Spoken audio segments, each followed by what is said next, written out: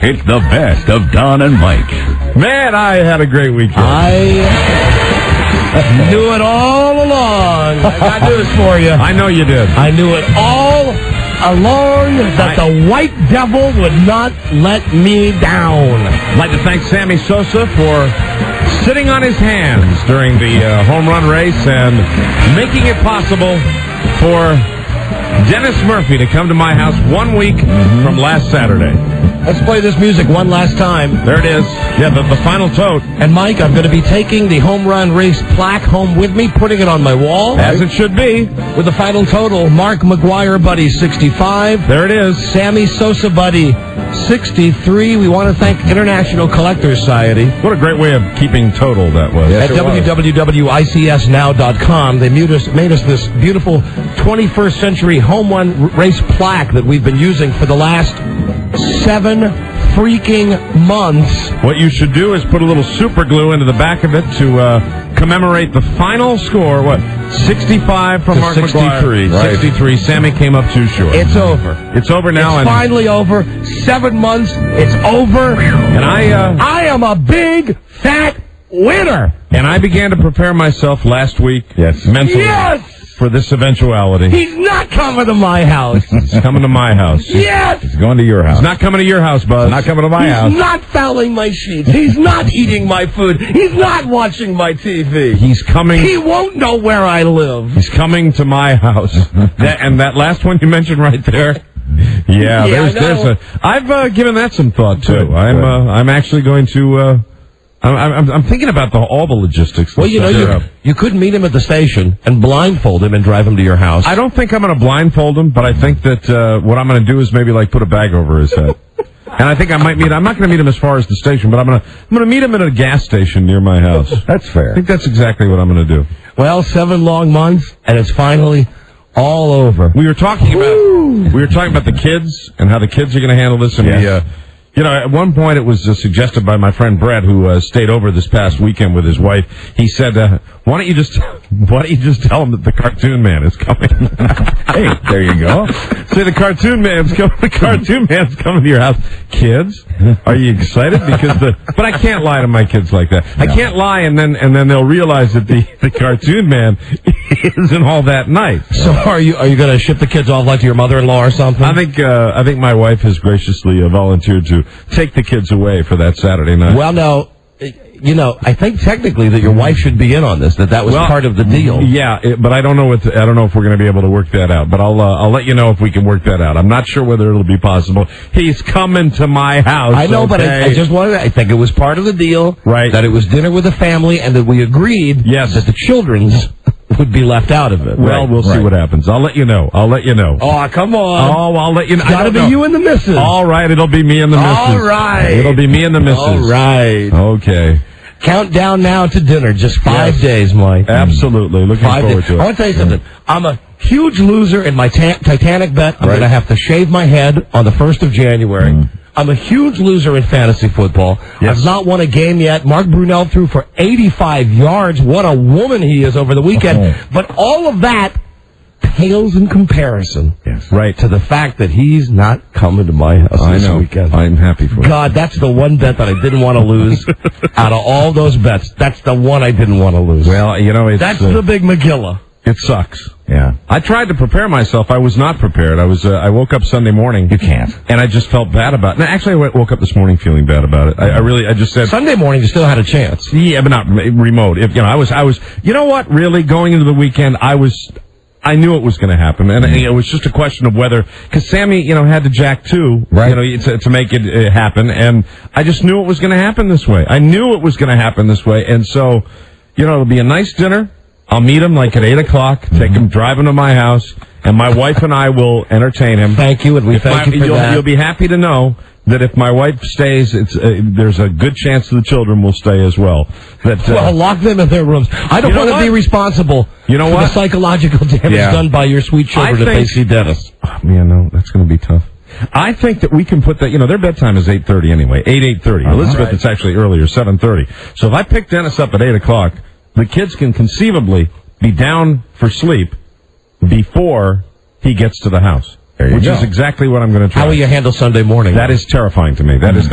He's supposed to be out at 8 a.m. 8 a.m. That was the time that we agreed to. Breakfast in bed. I've already now. I'm just working it out as I go. You will. Breakfast in bed means he stays in the guest room. Oh, you won't let him out of the bedroom all morning? Not until everybody is in their designated locations. Then Laura will take the kids downstairs to play, and at that moment, I will expertly whisk Dennis. That's a challenge to me. Sure. I'll discuss that with my wife tonight. But I am not going to let Dennis Murphy, because, really, it's more important for her to be with the kids than it is to ship them off somewhere. Right. And so that's it. And if we get Dennis walking through the door at 8:30, I meet him at 8 o'clock, and then we get him out. I'll even go so far as to say 8:30, because I know it was the 8 a.m. to 8 a.m. Yeah. I want to be a stand-up guy. We're gonna add 8:30 p to 8:30 a. We're gonna add a half hour on that. They're good man. I will make sure that he sleeps soundly. You're a good man. And do you know that we will hear all of these events happening? Yes. 1 week from today. That's great. Because Mike's going to bring a tape recorder with him this weekend home. I will tape the moment of walking into the house. I will tape the evening meal. I will tape the recreation after the meal, which will consist of perhaps a second-tier film that we will watch together. Then I will. Are you going to tuck Dennis in? I will give Dennis. I have got it really in my mind worked out. Here's what. All right, and now I'm going to go back to the cartoon man. When the cartoon man comes to the house, he will walk in, and then we're going to eat immediately. Okay. And I will give Dennis wine with dinner. I will give Dennis whatever he wishes. I hope you have plenty of wine on tap for yourself. I will, there's an outshot. Maybe my wife picks Dennis up because I'll be you'll be so no bummed. shape to drive. But no, I will pick Dennis up and then bring him to the house. We will have a very nice dinner, followed by an after-dinner drink, then more drinks as we watch whatever film. Dennis and I do share an enjoyment of a love of the grape. And that, to me, is the only thing that's going to make this even mildly passable. So you'll hear that when Dennis comes over. Dennis, I'll have a series of films. We'll do that pay-per-view thing, and we'll ask Dennis. I'll let him pick the movie he wants to see. I'd like to pick Analyze This, a nice comedy, nothing. Right. I don't want to watch anything with any high sexual content. And you certainly don't want something like that Tom Hanks movie that's 3 hours long. No, you want a nice 90-minute film. Then, for after that is completed, it'll be milk and cookies for Dennis. Good. This is just what I envision. A little glass of warm milk, so he sleeps soundly. Right. Then that will be the first time that he will see his room. And then he will go to his room, the room that will already have the plastic sheets on the bed, the special. He's got his own bathroom, which is real good. That to me, I'm real happy about that. He's got his own little room. You have to bring the guys with the Ghostbuster suits in after he uses that bathroom, I'm sure. He'll go in there, and the last tape part you'll hear is, "Good night, Dennis. Good night." And then, if my wife and because I'd like Dennis, do you think it's inappropriate for Dennis to have a bedtime?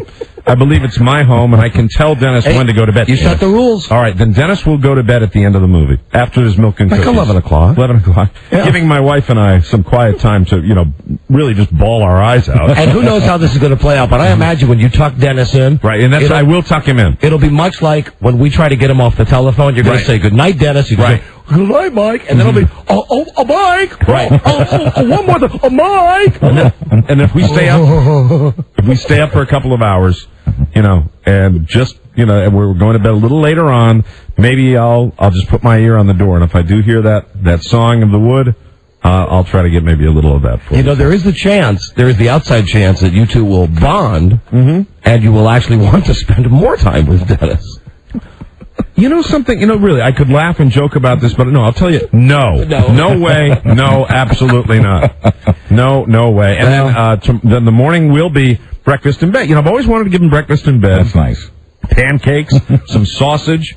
I'm going to give him a big glass of orange juice, and during that time, he will have a standing order. He has a bedtime, and he is not allowed to come out of his room until I come and get him. They're going to be even if he has a bad dream or something. They're going to be a million rules. I've got a list of rules that I'm going to give Dennis for this whole deal. The rule about where I pick him up, the rule about what I don't want him saying anything he's not going to say. I want to make sure he knows the rules. Well, you are entitled to make the list. This has been 7 months of pressure building up on both of us. Would you say? I mean, as much as I'm bummed that I lost, this might have just the way it was. Our greatest bet ever. I think it was the greatest bet ever. I believe so. It was really a wonderful wager. And now it's over. And thank God I've won. Thank God. Listen, I lost my golf tournament over the weekend, too. You know, I was leading going into yesterday, and I lost the golf. You know, I was sitting there yesterday, just sitting on the couch in like a zombie state. Laura came in and said, "How you doing?" I'm like, okay. And you notice I didn't call you until late last night. You were actually you had to call me, and I expected the call. And it was just the call to say, hey. You know, it's the final. I'm almost glad you called me because it softened the blow of having to walk into the office today. But you made that bad too. But it was actually who likes to lose? Hey. Who likes to lose any bet? No. I haven't played as poorly as I could. Oh, yeah, I know. I have been aware of your brittle feelings. I understand. Much the way I hope that you would have been aware of my brittle feelings. I understand. My God, if I hadn't won, there'd be a good chance there would be blood on the inside of my card today. Just a piece of advice for all you youngsters out there: take it from me. Right. Always bet on the American. You never go wrong betting on the good old red, white, and blue. Oh, God, I'll tell you right now, man. I think really that all along, I think that Dennis will have a very good time at my house. I think I will make sure that he enjoys it. That's the bottom line. Do you realize But I don't see any reason. Do you see any reason for my children to have to meet the cartoon man? No. I see no reason for that. And listen, my kid is much older than yours, and my son didn't want anything to do with it either if we lost. No need. And, you know, I'd rather have my kids there, because then, you know, as soon as we get Dennis out of there, you know. The kids will go, Daddy, what's that smell? Yeah. Daddy, why does the guest room smell so bad? I might actually, you know what I might do? I might actually put the kids down earlier on Saturday night. That's exactly what I'm like about 5. Give them lots of tussin. Yeah, lots of tussin. Because 8:30 is just too, you know, because with kids we get up early, just too far. That's too much stress. Yeah. I'd much rather have them. You might want to keep them up all night Friday night. Yeah. That's a good idea. You might think about keeping them up all night Friday night. That's a great idea. So that like they're zonked out like by 3 o'clock on Saturday afternoon.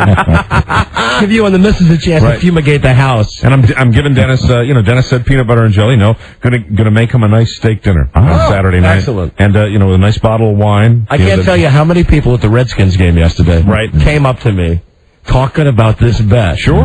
I thought at one point some guy was goofing with me. A guy that works for the Redskins staff said, they're going to put it up on the big Jumbotron. Right. And I said, are they really? Oh, I can't wait for this. He was busting your chops. They put up on the Jumbotron McGuire 65, Sosa 63. Right. I thought they were going to put, Dennis Murphy to spend the night at Mike's house. Oh, man. Boy. Lots of people interested in this bet at the game. A lot of people were following this. A lot of people were following this. And so... I'm prepared. I will make it as pleasant as I can, but we will meet at a neutral location. I'm not, that's right. I will simply blindfold him. Jimbo. Hello, Jim. Good afternoon. Hey, buddy. Hey, congratulations. Well, thank you. Hey, Mike. Knew it all along. Mike. Yes, sir. Well, you knew that would happen. Hi. Yeah, keep it together, Mike. Hi, sorry. Hello, Don and Mike Show. Mike, I just wanted to bust your chops because you easily could have won this. How? How could he have won? It's not like he's hitting the home runs. The first day that Don offered you the bet was McGuire would hit 70 again, and then you changed it, making it a Sosa versus McGuire. You screwed up right from the beginning. Well, the difference between you and me? You suck. No, you remember that. You remember that. That's how pathetic you are. I didn't remember that myself. I didn't remember that. No. Boy, am I glad you didn't take me up on that. That's for sure. Holy cheese and crackers. No, I don't remember that. But some people, I guess, do remember that if they are lacking a life. Well, if you remember how the bet really came down, we really couldn't decide what to bet until Frida called in, and she came up with the idea of having Dennis spend the night at one of our houses. Right. Hello, Don and Mike Show. Hi. So you can blame her. Well, I still think that it was worse for me when I had to dye my hair blonde. I've done a lot of thinking about that, and I told people over the weekend, I really mean this, if given the choice, and I was facing both of having to shave my head, which I'm going to have to do on the 1st of January, or have Dennis come to stay at my house for a night. Right. The thought of shaving my head is so much better Right. than having Dennis come to spend the night. Well, I should point out to you that that's also in January. So you might feel like, the night before we all come back to work, you're probably going to just feel a little bit different about that. Maybe so. Yeah, just a little bit, because Maybe so. as the beard and the hair comes off. I don't know. I'll just have to think back about Dennis spending the night at your house. Use that. Make me feel a little better. Use that to make you feel better. A little motivation. A little motivation. It's like you didn't. It'd be one thing that would have meant that every major bet for the year, I would be a big loser on all the bets. In the loss column. But and the reason that you lost the bet for the hair is because I wasn't involved with it. See, if I'd been involved with it, it's a slam dunk. You would have won that. Hello, Chuck. Yeah, hi. Chuck, buddy. Up, Chuck. Hey, Mike, you think Dennis is going to get in his room? Well, those are, you remember what I remember when I mentioned the rules? That's going to be one of the rules. No sex rule? But no. What if it's involuntary during the middle of the night? If it's involuntary, that's what bleach is for. And I'll TV with pay-per-view in there? I'm not. As a matter of fact, I would say I was going to inspect the sheets, but it's not. The sheets are going to be thrown out. Burn them. So it doesn't matter. We're going to put sheets on that are like on their last legs anyway. Perhaps sheets that the kids have had a problem with. And then they'll be gone. That's but there will be plastic underneath. Hello, Don and Mike show. Hey, Don and Mike. Hey, buddy. Hey, buddy. Hey, what do you think chances are Dennis is going to be kind of like Bill Murray and What About Bob after this is over? Let's give, I think we've been slamming Dennis an awful lot here, but Dennis is not into that area. Dennis is not going to be somebody, he really basically does what he's told. So you don't think that Sunday night he's going to be coming back for dinner again? I need, gimme, I need. I'll take a baby steps. I'll call you in 2 hours. All right, thank you, my friend. Hello, Don and Mike show. Radio gods. Hey, buddy. Nothing says it better. Hey, Mike. Yes, sir. What do you plan on doing with your toilet after this event? Are you going to incinerate it, sanitize it? Well, I think the cleaning products that we have now can be sanitized very, very effectively. But you could tell him not to sit. But you could tell him just to squat and not actually put his butt on your toilet seat. Get one of those plastic rings that you see in all those, fast food restaurant toilets. Poor Dennis. Everybody's helping. Maybe he's getting angry listening to this. Hello, Don and Mike show. He's going to do something. Mike. Yes, sir. Hey, do you think maybe when Dennis comes over, you guys might have a menage a trois? Oh, the horror. I don't think so. Some wine, some sex movies. Oh, yeah, 100% chance that'll be happening, sir. Absolutely. You and your wife and Dennis end up in bed together. I do feel that, my wife, I don't believe, has ever met Dennis Murphy. Oh, really? I don't think she's ever met him. Yeah. She's in for a treat. She's in for a treat. Have you braced her for? Oh, she knows for the reality. She knows. I mean, believe me, I've been emotionally preparing myself, and she's gotten some of that. Oh, good. Hello, Don and Mike show. Margot. Yes. Margot, buddy. How are you? Hey, we're great, thank you. I want to tell you guys I love you. Love you more. And I think that you should find out a dinner that makes people sleepy. Turkey, maybe turkey. Mm-hmm. My wife cooks a mean turkey. Maybe we'll give that. And turkey's a funny food. You know what you could do? You like spike his food with get a couple of Tylenol PMs and ground them up into his iced tea. I think if I give him wine and turkey, that's exactly what we'll have. I'll ask him. If he doesn't mind this way. Well, he said he didn't eat anything like peanut butter and jelly, so I think we'll make him a nice turkey dinner. But then you run the risk that he maybe falls asleep in front of the TV, and then you actually have to pick him up and carry him to his room. That is so true. That is horrible. I don't want to have to even. I really don't want to have any physical contact with him. Outside of shaking his stump when he comes in, which I always do. You do too. We always shake Dennis's stump just to say, it's okay that you don't have a hand. You shake his stump. There's no problem with that. That's right. Yeah, I mean, you shake his stump and then. But I don't want to. Yeah, see, with Dennis, I don't want to have to carry him up to bed. I don't want to carry him up to bed. Hello, Don and Mike show. You're right about that. Good afternoon, gentlemen. The first sign of sleepiness. He will be bedtime. To bed. What a day. Hello, Pat. Yes, how you doing? We're great, thank you. Mike, question for you. Sir. Your timing is perfect. You and Dennis will be able to spend quality time bonding watching the Red Sox in the playoffs. You know, there probably is going to be a Saturday night Sure game. will. Oh, my God. Well, Right then next to you. we will not be watching a movie. We will be watching the Red Sox. Imagine that. You'll be able to share the joy of the Red Sox being in the playoffs with your best buddy, Dennis Murphy. The nice thing about that, though, I will be completely removed from the situation. I will not be focused on Dennis. Did I mention also my niece is flying into town for a visit this weekend? Your sister's daughter? Yeah, and thank God she made arrangements to visit a friend at the University of Maryland and then come out to our house on Sunday night. This is before any of this. There was a chance that, it's like, hi, welcome to my, she's never been in my house before. I said, welcome to my house. Here's my best friend. Hello, here's Dave in Vermont. Hey, radio gods. You know, Mike, you do have the distinct danger of Dennis coming over and impressing you so much that you guys will become the best of friends. Well, I'm not going to close the door on that eventuality. I'm simply saying now that's certainly more possible than the menage a trois. Thank you. Absolutely. Here's Tim in Beemore. Hello, Tim. Hey, Don and Mike. Hey, buddy. Hey, buddy. Hey, I got a suggestion. I don't know if y'all ever watched Seinfeld, but if you ever saw the episode with the bubble boy. Boy in the bubble. Yeah, maybe you could get one of those bubbles at your house, put him in there. Yeah, Mike, just call the Bubble Man. Bubble Man. Bubble Man. Can you set it up in the guest room? Bubble Man. Bubble Man. Hello, Don and Mike show. Hi, I'd like to ask Mike if he would let Dennis shower in the morning. Yes, Dennis will be allowed to shower. Don, I believe you would address that subject. Yes, I would let him shower also. He is allowed to shower if he chooses. Didn't we agree, though, at one point that if the weather was okay, that both you and I would be able to keep the option open. Right. Of putting him in a bathing suit and going outside just hosing him off. Hosing him off. But, to be honest with you, after the evening meal, I don't see necessarily, on certain Saturday mornings, I've been known to throw the baseball cap on and go out to the grocery store, So if Dennis wants to go, you know what? I might buy him a real nice cap.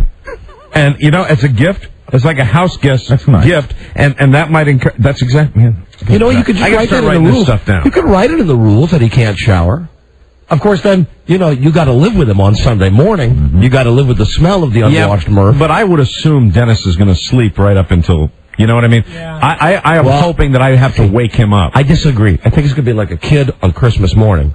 I imagine that Dennis will be sitting in his room. He'll wake up at about 4 a.m., knowing that his time with you is limited. Booze. Just waiting for you. Booze. Okay. I'm just going to load him up. I'm going to load him up. You know how kids are on Christmas Eve, though. I understand, but I'm just going to make sure that it doesn't matter. Hello, Don and Mike show. Hey, my brothers. Hey, my friend.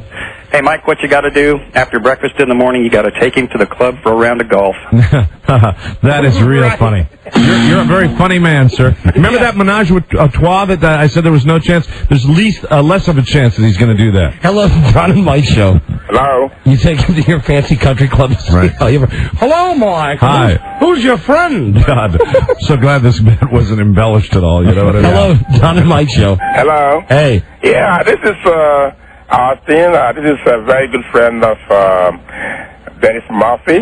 Oh, you're a friend of Dennis's? Yes. So are we. I bought his soiled underpants. Oh, you what? Are you the guy who bought his underpants? Exactly. You're the guy that bought his brown-stained underpants when they were hanging? First one, yes, sir. When they were hanging from his radio antenna up at McDonald's? Yep, that's me. How much did you pay for those underpants? $40. Mm-hmm. Why would you possibly, on God's green earth, pay $40 for a pair of stained Dennis Murphy underpants? Well, Dennis Murphy is my friend, and I've been, following him out, wherever you have your Las Vegas show, I meet with him, and I like him, and, so it's just, I don't know, I just love him. You could probably sell the sheets, Mike. You could probably go on eBay. And you could probably sell the Dennis Murphy sheets, the used sheets. I'm sure someone would buy them. I think I'll do that. I think I'll bring him in Monday. I'll bring him in to show you. And we go online on eBay and get you a bid going on eBay. All right. Or I might just. Why don't we just give them away on Monday? I'll bring the sheets in and we can give them away to the 100th caller. Okay. Instead of having to get on eBay. You got it. That's a good. So what I want to do? What you want to do is I want to wear the Dennis Murphy underpants in my head, and we are going to visit Uncle Mike's house. You want to wear the underpants on your head? What, sir? What's the last part of that? We are going to, me and Dennis Murphy are going to visit Uncle Mike's house together. What do you mean? Who's going to visit Uncle Mike's house? Dennis Murphy and me. No. No, that's not happening. No visitors allowed, sir. No, we are coming. You know, as scared as I am of having Dennis in my house, having somebody that paid $40 for his soiled painting underpants scares me even more. Hello, Don and Mike Show. Hey, Mike. Yeah. Hey, Dennis is going to be having steak, right? No, we switched to turkey because it'll make him sleep better.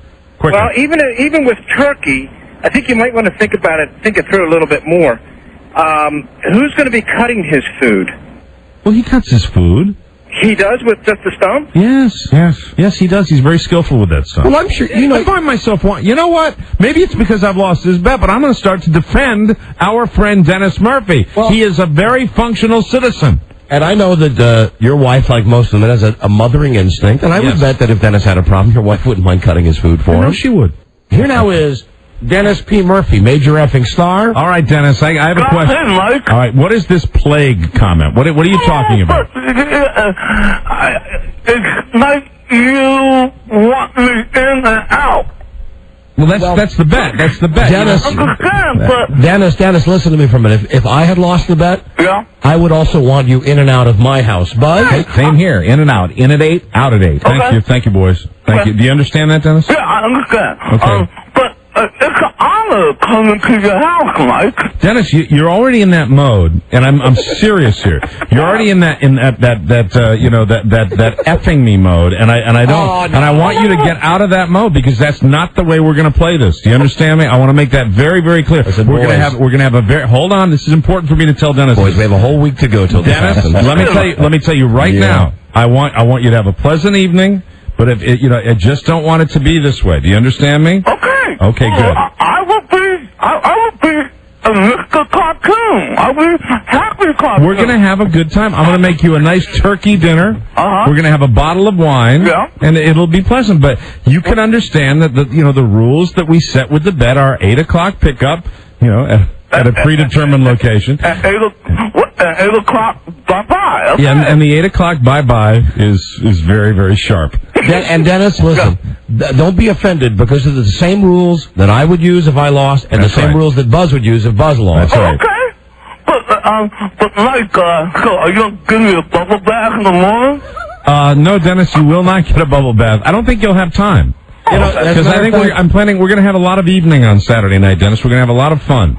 Probably watching the baseball. Probably watching the baseball game together. Yeah, but watching the Red Sox lose for the umpteenth time. Yeah, well, I hope they don't. But who knows? Hey, no, I was just about to say something. No. Man, I got to stop myself. Red Sox win. I was going to say, hey, Dennis, you're good luck. No, might have to bite you back. That's right. No, we won't be doing that. No, I don't think so. I think we'll have a nice time, Dennis. Yeah, I can have a great time, Mike. Don't worry. Oh, I did meet Noah before, and she's a very nice lady. Oh, good. Okay, so you have met my wife before. Yeah, she called me in dreadlocks, but she met me. She saw you in dreadlocks? Yeah. Why were you wearing dreadlocks, Dennis? I don't know. At Secrets one time in Ocean City. Oh, okay. Oh, all right. Very, very good. Well, it's going to be just... I've described it to all of my friends here as a little slice of heaven. It will be a great slice of heaven. Mm-hmm. That's good, and I hope you like turkey. Oh, well, I prefer steak, but if you want to cook turkey, that's fine. Absolutely, Dennis. And for you, only the finest. And what are you, a white or a red drinker? Red wine. Red wine? Red wine. I've got lots of red wines. Shocker in my house, yes. And Dennis, what is your normal bedtime? On a normal school day, what's your bedtime? Probably 12:30. Okay, it's going to be just a little earlier on Saturday night. How early? No, it depends, Dennis. Really, we'll watch the game. We're going to watch the game. Okay. If there's a playoff game, we'll watch the game. If it goes extra innings, it could be 1 o'clok in the morning, 2 o'clock in the morning. Play by ear. That's what you said. And will you do me the favor, the courtesy of rooting for the Red Sox? For you, Mike, I will, but Mike, don't get your hopes up. I won't, but I'd like to hear your high-pitched squeal if the Red Sox do something well. And I would love to be in the room. Well, I'll be able to hear it. Right. Yeah. When the Red Sox lose. Right. When you face that reality, and then you look to your left, and you notice you just shared that low moment with Dennis P. Murphy. That'd be a great tape. That'll be like, go to bed, Dennis. I'm going to get Mike off again. And Dennis, for breakfast, and so the menu really is up to you. I think turkey, that sounds good to you. I'll give you the choice, turkey or some nice steaks. I'd like to have steak, please. All right, then I'll get you steak, and then in the morning, would you like eggs or pancakes? French toast. French toast is easy. In fact, French toast is my first choice. I don't want to jump in here, but why don't you make them your hats and tails? Eggs and hats and coats? Yeah. Well, Dennis, do you like eggs? Oh, yeah, I like eggs, but French toast is my preference. But you want to cook the eggs over easy, that's fine. Okay, I'll make you eggs and hats and coats. Oh, no problem. And maybe you know what? I'll make you an egg, a hat, and a coat, and some French toast. Wow. You don't have to go all out. Dennis, for you, because I'm going to want you to have a nice, wonderful breakfast, because then I'm going to want you to leave no later than 8 a.m. Well, that's going to be up to you, because you're going to have to drive Dennis back to the location. It's a good idea. If I could drive there, then you don't have to drive me back to my car.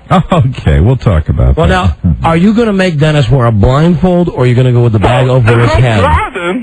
Do you know, under the guise that Dennis does everything we tell him to do, I think if Dennis understands the rules, Dennis can come to my house. Dennis can drive. Actually, let him know where you live? Yeah, Dennis can drive to my house. Absolutely. Wow. You're a bigger man than me, Mike. Okay. Yeah. You live in way down. Dennis? You live way down there. Dennis? What? You see, this is part of the stuff we're going to have a nice chat about. What? See, we're not going to talk about that, are we? Oh, that you live in. You're just going to say I live in a nice house. I know you live in a mansion. I know that. I know, a house in Hooterville. Okay, in Hooterville. Okay. Petticoat Junction.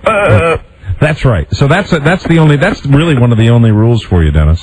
But I'll tell you, actually, now that I thought that because of just what he just did, I've changed my mind. And I have that prerogative of changing my mind. Of course you do. Dennis, I will meet you at a predetermined location. Mike, that is what I would do. Yeah. I swear to God, that's what I would do. That's exactly what I would do. You think I'm going, okay, whatever you want, Mike. I'm doing that, Dennis, because I just think that's the right thing to do. And then that gets me back. Whatever you think is best. That gets me back to my original question. Will you blindfold him or put a bag over his head as you drive up to your house? I'm willing to take suggestions. I think the blindfold is more humane. Yeah, I think, you know what? I think the bag would be funny, though. Well, let's make a compromise. A blindfold and a bag. Huh? Good idea. We got a break. We'll be right back, everybody.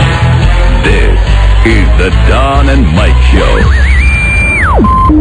I like you, Mary. I like you a lot. I want to ask you a question. Straight out. Flat out. I want you to give me the honest answer. What do you think the chances are of a guy like you and a girl like me ending up together? Well, Lloyd, that's difficult to say, and we really don't... Hit me with it. Just give it to me straight. I came a long way just to see you, Mary. Just... least you can do is level with me. What are my chances? Not good. You mean not good like 1 out of 100? I'd say more like 1 out of 1,000,000. So you're telling me there's a chance? Yeah! I read you. 1, 2, 1, 2, 3.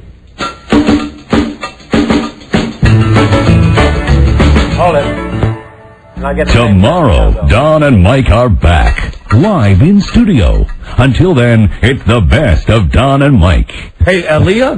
Hello? Hello? Hello? Hey, Leah. Yeah? Okay, here she is now. Wait, before you start... And we're not even upset that you're calling 15 minutes late. Well, first of all, that's crap. Oh, my God. Why is that crap? Oh, I Because forgot. I've been talking to your producer for 4 minutes. Okay, then that makes you 11 minutes late. That's okay. Can I tell you that you don't even know my drive coming home. Really? Going to work. All right. But let me just start off by saying you do realize that I requested to be on your show. You did? Really? Yeah. With who? With your new publicist? What? Oh, well, thank you. Leah Remini. Let's give her a big round of applause from King and Queens, Leah Remini. We usually get into our fighting part of this interview halfway through. We shouldn't do that right at the beginning. No. How are you? I wanted to say it because one of you guys, I forgot who said it, said, oh, watch next season when they get picked up. We won't hear from you. Yeah, I said that. As a matter of fact, we were already thinking that 15 minutes ago when you hadn't called. Okay, that's enough of that. Okay, first the ugliness that you're the ugliness. It's not pretty. Congratulations on being picked up. Isn't that cool? That's great. Yes, congratulations. Way to go. Thank you, guys. And that would be a full season you've been picked up for, right? No, we've been, yeah. Yeah, good. So you For finish next season. Finish up this year, and you get a whole year next year. Isn't that good? Yeah, that's fantastic. And you guys said it would happen. Yes, we did. Thank you for that affirmation. There you go. Never forget that. No, you guys said that. And I was like, oh, I don't know. And you guys were like, oh, yeah, let's see. Next year you'll be like, yeah, we knew it was going to get picked up. You know, we had Kevin on a couple of weeks ago. We were telling him, this is no bull ass. Every single week, your guys' show is getting funnier and funnier. Oh, thank you. Every week. And every week, you are wearing sexier and sexier outfits on that show. And we urge you. But can I tell you why? Because this is what I get in the supermarket or whatever. I'm just walking down the street getting coffee, whatever. This is what I get. You look so much funner on television. Oh, please. Oh, man. Oh, please. We love it. More cleavage. I can't. And I'm getting, what, do they pad you? I mean, what woman says, could you give me a little extra padding in my ass? Oh, listen, the women, and it's not men saying this, I'm guessing they're women, those bitches, they're all jealous of you. Meow, meow, catty, catty. But could you believe that? No, furthermore, I can't believe. Well, of course, we hadn't seen you on that show when we said that Raymond's wife was the hottest woman on television. You're definitely the hottest woman on primetime. Definitely. However, I've got to say this. I was totally floored to see your list on a name of Scientologists. You belong to that goofy church? Are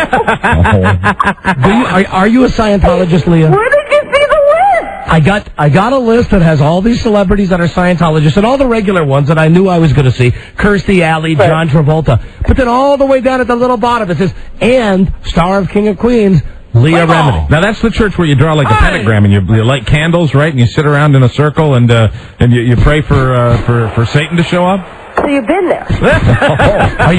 You're really in the Church of Scientology? Yeah. How can you be so loose in everything and be in that church? I thought you had to be very uptight and have like Have you met freaky people?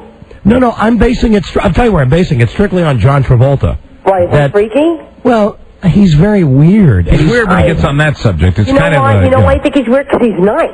Mm-hmm. He's a nice guy. Isn't this the L. Rod Hubbard religion? Yeah. And now there's been a bit of a stigma around it. And how long have you been involved in this kooky, crazy thing? Since I was a little girl. I mean, I've been around it. I've known about it. But it's really not as kooky as you think. I mean, I wouldn't. If I was, not involved in it or, just kind of being introduced to it, I would probably think it was freaky, too. What religion were you originally before you... Well, I am Catholic. Good Catholic girl, and now you're doing this mumbo-jumbo? No, here's the thing. It's a religious philosophy. It's not like we chant and pray. I mean, you could be anything and do Scientology. You could be Catholic. You could be Catholic. You could be Jewish. It's things that have to do with...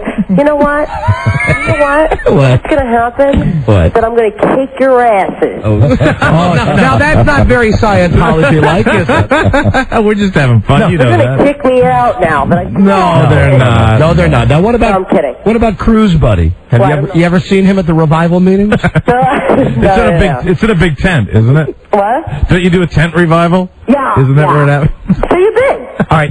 I'll tell you why I was disenfranchised with the Catholic religion. Of course, I haven't gone to the kooky, crazy religion. Right. But what happened is, first off, I was raised Catholic. I had to go to Catholic school when I was a kid. And first off, I was flipped out when I was a kid when nuns said stuff to me. Seriously, in Catholic school, people who aren't Catholics, they're all going to go to hell. Right. Nuns would seriously say that, which made me question. Right. Then I got divorced. Right. And when I got divorced... They kick you out anyway. That's what happened to me. Basically, the church says, screw you, you got divorced, you're not welcome here. Right. That's why I left the Catholic Church. But I became an Episcopalian. Well, she just said that you can be a Catholic and be a Scientologist at the same time. Is that true? Yeah. You can be you can be a practicing member of a religion and also be a Scientologist. Exactly. Okay, it's just is it more of a philosophy of life? Exactly. Okay. And not to mention the Catholic Church's bass-ackwards thoughts about rubbers and stuff like that. But here's the thing. I mean, really. If you go in for, marriage counseling or whatever, right? And you want to make your marriage better. The difference between Scientology and just a normal, quote-unquote, normal religion is that you could go into a priest and go, listen, I just my secretary, I'm feeling kind of bad about that. And they go, do 10 Hail Marys, see you later. Yeah. Whereas in Scientology, they're like, great, okay, so you did that, now you have to tell your wife. You have to take responsibility for your actions. Oh, I don't like that. Oh, my God, that's scary. I'd much rather say the prayer. That's for people with a very low responsibility level, Oh, so it's taking responsibility for your actions. You see what I'm saying? Oh, I couldn't get into that. Yeah, so, you guys probably wouldn't dig it. No, that would be very, very... Has anybody tried to get Kelsey Grammer involved in the Church of Scientology? I don't know. Okay. I don't know. So do you have to tell your boyfriend everything then? Yeah, I got to tell him everything. And is he also a Scientologist? No, my boyfriend's done a couple of things, like about, just life, stuff, learning, like about... what gets you down in life, and if you're going up and down, you're happy, you're sad, there's a little course you can do, and you can find out what kind of people you're connected to that are holding you down in life, It's just stuff like that. It's tangible stuff that you can use. It's not like, It's the same reason I joined the Quaker religion. Well, no, I'll tell the truth. I just like the word of the outfits. My wife, seriously, my wife went to a Quaker church a couple of weeks ago. There you go. And all you do is sit in silence. And whenever somebody has something to say, they stand up and they have a revelation. Really? Right. God is a great man. Then everybody goes, hey, amen, brother. And then you sit down in silence again. Are they benches like up against the wall and stuff like that? I don't know. Could you just get up and go, hi, my ass hurts? I guess you could. Now listen, let me ask you would that be wrong? Or they would all go, hey, brother. These Scientologists, how much of your salary do you kick their way? Do you think that I would give my money away? Well, we've heard. What's wrong with you two? It's just when you hear and you read and you hear misconceptions and the whole thing, and we're wondering whether you're finally hitting it big on this TV show, and if they're going to just take all your money away, we'd feel awful. No. No. I don't give my money away. I mean, I have my mother that I give my money away to. I think that's enough. Okay. She wants this, she wants that. So it's like I already have to give to her, the lawyer, the this, the that, Are you adjusted with the fact that now you are a primetime queen? No, not yet. You must be cool. You did mention before that, people are saying things to you, although not what you want to hear at the grocery store. Right. Are you in that period of time now that you've been on for so long and the show has been picked up? Are you getting more of that kind of attention? You know what I notice the most? And this kind of sucks, too. What? Like, you go to a doctor's office, right? And you know how you walk in and you're like, everybody's listening to what you're saying? Would I love to be your doctor? Oh, God. And I would... No, this was not for a pap smear. I went in for a sinus thing, but imagine I was there for something else. Okay. Like, imagine I was there going, I have a wart, I can't imagine you having a wart there. Okay, you never know, right? So, but I was there for a sinus thing, right? But I go in there, and it's all quiet. There's like 20 people in there, and I'm like, hi, I'm here for blah, blah, blah. I have my glasses on and stuff. And the girl was so nasty, can I tell you?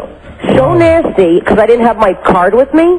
My health coverage thing, Yes, But I was like, don't you have people, you have computers now, you just put the Social Security in, And she was so nasty to me until I took my glasses off. And then she recognized, it's the great Leah Remini from King of Queens. All right, let's not go off the show. No, but, hold on, no, that's what, you took your glasses off, she recognized. And right? we weren't saying that you think you're great, we were saying that we think you're great, so we were using great. We weren't. That's what I would don't say. Don't be sensitive, we're not giving you a hard time. Okay. We're your biggest fans. You see, I'm acting freaky because I'm Scientologist. Okay. So then, I mean, she just totally changed. She was like, oh my God, you're Leah Remini. Now, what bothered me about it was like, what if I wasn't? You know what I mean? Like, that bothered me. That's like, I don't know if people are being... But Leah, I'm just me. But you are, so don't worry about it. And now it's time to use it and use it for all it's worth. No, but I feel bad for other people. Screw other people. That's right. You'll never wait for a table again. You'll get great deals on merchandise. Life is good. The world will be your oyster now. You're a successful TV star. Okay. Listen, you want something to worry about? Here's what you can worry about. What? You can worry about that on your refrigerator there, that you got a magnet over me and Mike's heads. Right. And on the rare occasions that our picture gets on screen, all you see is our hideous bodies and our faces, our beautiful faces are covered up by a magnet. Okay, first of all, that wasn't our fault. Do you know, first of all, we tell them please, because we have a picture of Les up there with the CBS symbol. Les Moonves. And we tell our Les Moonves, the president. Okay, we say please don't let the CBS symbol show, right? So put the magnet over it. So what do? They put the magnet over your head. Right. And then nothing over the CBS symbol. Right. Oh, it's an injustice. Sure. And I'll tell you something, we're all very excited around here now that Kevin James has invited us to be extras on your show. Did you know that? No, when? When we had him on a couple of weeks ago. Oh, Kevin's your favorite. Let me tell you. No, he's not. No, he's not. Let me do something. No. What? It was me who got the picture picture on the I know it, but listen, we asked, you don't call all the time. He calls all the time. Oh, I don't call all the time? No. First of all, I'm the one who told him to call you guys. Okay, but he calls. He calls more than you do. I'm not even getting any kind of recognition. Oh, you're getting total recognition. I'm the one who put the picture up. Okay. I said, can I put this picture up of Don and Mike? Who's Don and Mike? I said, who's Don and Mike? He goes, the guys from the radio. Yeah, can I put up on the fridge? Why? Because I told him I would. They're good guys. Well, thank you. We thank you for that. He said, okay. We thank you for that. That's one of the greatest moments in our careers. I will tell you that honestly. And that is pathetic. You should have sent a bigger picture. Now, frankly, bigger one. And I don't, no disrespect, he does call more often than you do. Because I don't want to bother you guys. It's not don't you know we enjoy suckling on the of comedy stars? So then why don't you take our phone number down and call us whenever you want? Oh, please, like you're going to give us your phone number. I'm not going to call it up. It's in a phone sex line or it's a phone booth somewhere. Now, did I say I was going to give you my home number? See, All right, let's listen, okay? Yes, we're listening.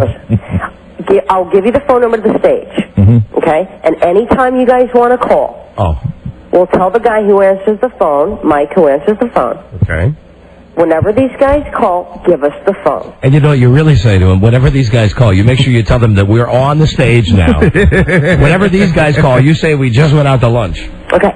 Like I said, I'll give you the phone number. And whenever you guys want to call, you call Mike. Okay. You wouldn't. Tell him to give us the phone. You don't have to do that since we're already going to be extras. You don't have to do this. What would be real nice really gonna do that? is to give us speaking parts. Are you going to really do that? Yes. When Kevin called, one of the times that he called, and you didn't call. When Kevin called, he said, hey, yeah, you guys, that'd be great if you were extras. And then we got off the phone, and I think I said something to Don like, well, when Leah calls us, she'll probably, give us a line or two. Oh, this is the master manipulation. Yes, that's right.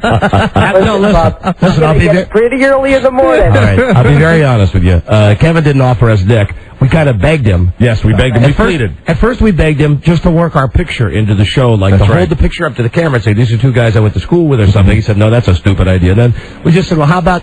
Like when you guys, when you did the show like Thanksgiving when you were in the supermarket. Yeah, he told me last week that he's going to walk by the fridge and go, hey, who are these guys? And I'm going to go, your cousins. Oh, that would, see, now that's nice. That's huge. That's a fabulous start. That's huge. That's tears. We start crying when you do that. I even took it a step further. I said, should I say your cousins, Don and Mike? Oh, my God. I would have a heart attack. That would be the greatest thing in the world. I'd have a heart attack. That would be the greatest thing. You're not manipulating us now, are you? Not at all. Yeah, not much, puppeteer. Not much. What are you saying? No, it's okay. Listen, have I been honest with you? Yes, you have. And Leah, we are here to be manipulated. And you know something? The very fact that you have called us and the show has been picked up again, you've been picked up for another season. We are very excited about that. You know what? You guys get a lot of letters. Like I have this free email thing that I do, like for my fans and stuff. For your fans? For my fans. Yes. They write in and I send them a picture. I write back, on the email. Yeah. And do you know how many questions I get about you guys? Hey, what is your email address? Maybe I'd like to write you a letter. Well, it's one of those free things. Like you go into Yahoo and you type in Leah Remini and it'll connect to my website. Cool. Oh, really? Yeah. You must be. I'm going to do that tonight. Okay. I'm going to write you a letter tonight. I have somebody who reads them first because if I get any sick letters, I don't. You don't like to send see them over to me. Right. That's good. So yeah, it has to be normal. That's smart. Normal. All right, I'll send you a normal one. All right. Well, you know what then? Totally. I'm going to talk to him tomorrow. I'm going to say, Kev, let's do the Don and Mike line. Beautiful. Oh, God bless you. Well, listen now. I'm going to put you on hold. Okay. And you really give that number to Charlie because, we wouldn't be beyond calling you every single week. Just to say hello to you. Because we love you. Okay, we adore you guys. You've been so good to us. Your show is a true hit. There is no doubt about it. Thank you, It's a true hit. And you're the greatest. And you know something? We joke around. We truly appreciate you taking the time to call us. We really do. Yeah, it's great. kidding. It's great to hear from you. And we're so happy for your success. Oh, look, I have cold And waiting. see, you're a big star. That's probably an agent, somebody representing a major studio that's offering you a feature film contract. Probably a fellow Scientologist. Wanted to know if you're going to come over and drink some animal blood tonight. Hey, it's John Travolta. I'm slaughtering a pig. Want to come on over? No, actually, we hump the pigs. We don't slaughter. They hug the pigs. There you go. Hey, Leah? Yeah. Oh, go see. You want to go see who that is? No. They already hung up. Oh, they did. Okay. Listen, hold on. You're fantastic, and your show is on tonight on the CBS. It's King of Queens. Leah Remini from King of Queens. She marvelous. Hold on a second. Okay, sweetie. Hold on a second. Bye, you guys. They're true to their word, those people. Jeez, do I love her. Man, that's great. Yeah. And you know something? I'll tell you, if they do that, before, of course, that won't mean we're going to give up on the extra thing. Oh, no. But that'll be geesh. That's your cousins, Don and mine. And she's a Scientologist, huh? Yeah, very cool. Yeah, she's pretty upfront about it. She's unflappable. That show is on 8:30 on your local CBS stations and 7:30 in some time zones. Excellent. King of Queens, we highly recommend it. We are on the refrigerator with a big magnet over our heads. And we'll be right back. This is the Don and Mike Show.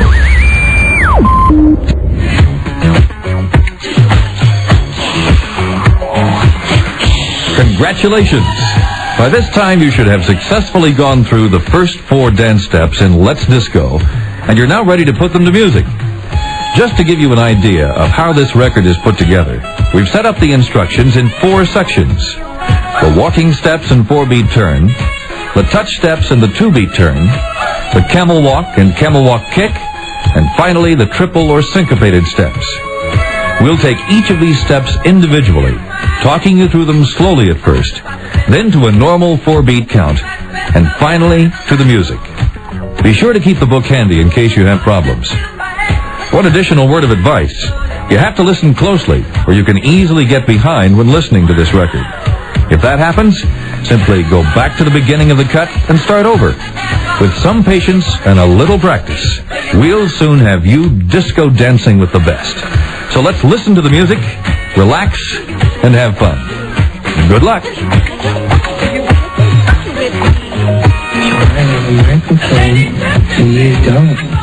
So you will listen to every damn word I have to say! The Don and Mike Show. Don and Mike are back, live in studio. Until then, it's the best of Don and Mike. Okay, listen, I want to tell you about the basketball, the game that I was in this weekend. You were in a benefit basketball game on Friday night. I only wish that we had sent somebody out with a tape recorder like we did when you played in the hockey game. Why didn't somebody do that? I'm sure CK was available to go out and do that. Because nobody was on Friday night. Okay. To go with me. It was game for Operation Smile. Yeah, that's where they do plastic surgery for facial deformities on kids. Mm-hmm. Yeah, and only about 1 million people told me that on Friday night because I didn't know what the charity was exactly. Hey, the important thing is that you show up. You were there. But it was tough, man. I didn't arrive till halftime, which meant that I, fortunately, was not required to play in the first half. But because I wasn't there for the first half, they put me right in the beginning of the third quarter, a 12-minute quarter, which ran about 20 minutes, and playing against guys that are real basketball players, or lots of former NBA guys, by the time that my time on the court was over, when I came over to the bench, I was like this. You know what I mean? Where it was Oxygen, please. Just awful. You realize... Oh, hold on a second. Hannah wants to tell us she's not a pig. But, Hannah? Hello? Hello, Hannah, you pig. I am not a pig. I am absolutely not a pig. I just am having a little fun. 5'5", and I weigh like 102 pounds. All right, Hannah. Okay. What? You could be skinny and still be a pig, though. Then what are the qualifications for being a pig? A lot of that is personality motivated. Oh. And what personality qualifications for Hannah, a pig? just kidding. Hannah, don't you think, really, relatively speaking, that you've gotten a tremendous amount of airtime so far today? Hannah, we're just kidding. Just having a little fun, I know you're having fun, but I will argue right back. You'll argue what right back? Anything. Right, because you're a pig. Okay, I'll see you later, Hannah. Hannah, Yes? we're just kidding. Okay. Okay.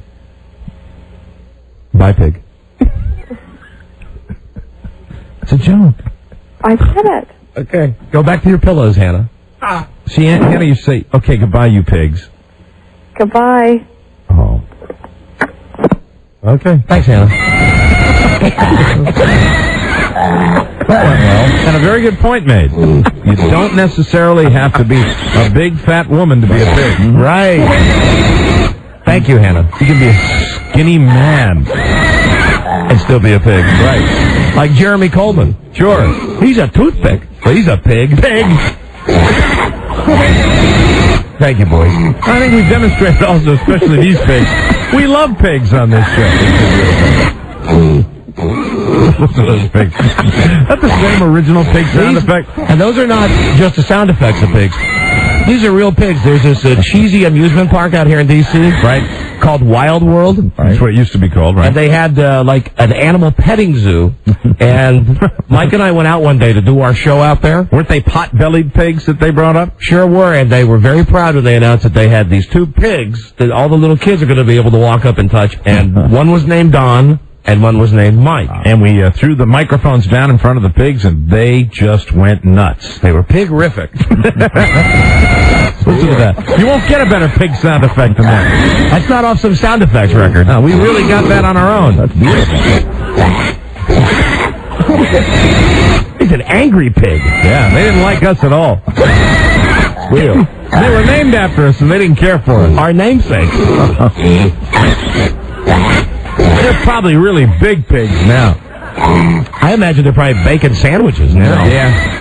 Well, they're those pot-bellied pigs. They're kind of pigs for pets. But what's the life expectancy of a pig? I like eating them. Bacon! Do you remember when they became so popular and my mother-in-law wanted one Get a pot-belly, a Chinese pot-belly pig. Until we found out they costed at the time like $1,000 or something like that. Very expensive. They're supposed to be more intelligent than dogs. Yeah, right. What I hear. Right. Come on. More intelligent than an animal that will eat its own poop? No, I don't think so. But let me just tell you about the game. So I arrived at the game. Although I'm, recovering from my knee surgery and all that stuff, and I've lost a bunch of weight, I realized playing this game, how really I'm in awful shape. Well, it's you run, but it's a different kind of running that they do. Yeah, and because I was playing with guys that were really basketball players, it was a whole macho thing. Right. You get out there and you don't want to stop running for 1 second. You want to just look, potent out there. As a matter of fact, there were 2 times that I fell down. One time I fell down when I was diving for a loose ball, so that's okay. Like heroic. Right. But the other time was with 30 seconds left in the third quarter, and at this point, I'm just dragging ass, barely making it up and down the court. And I was by the sidelines, and I was looking up at the clock, and I realized I just tripped over my feet and fell down. You just fell without anybody. I just fell. There's 1,000 people in the gym watching me. Oh my God! That was embarrassing. Did I get one of those mock rounds of applause? No. Too much action going on? Yeah, nothing. Like, people were just ignoring the fact that I had fallen down. I did get huge boos from the crowd, though. Now, were you looking up at the clock to check the score, or were you looking just to check the time? Sure. How much time was left in the quarter? Well, you died. Right? So the game starts. Now, listen, I did okay. I had 5 rebounds. That's good. I had 3 assists. How many points? No. I did take 2 shots. Right. And horribly missed them both. You told me you hit the rim, though. At least that's not a total air ball. Yeah, but they were awful shots. So I was way out. I played this game like I played when I was in high school. Okay. Because I'm really no good at basketball. I figured out that you can play and make the team if you do all the stuff nobody else wants to do, like rebound the ball and push guys away. Now, that means on offense, I don't even want to touch the ball. So you just want to set picks and stuff like that. So I was running down, and basically all these guys that were playing on the team with me, they're all good basketball players, right? And I would just kind of stand out in the way and stand over in the corner while they were, passing the ball around and stuff. Well, they realized that I'm just standing out there by myself.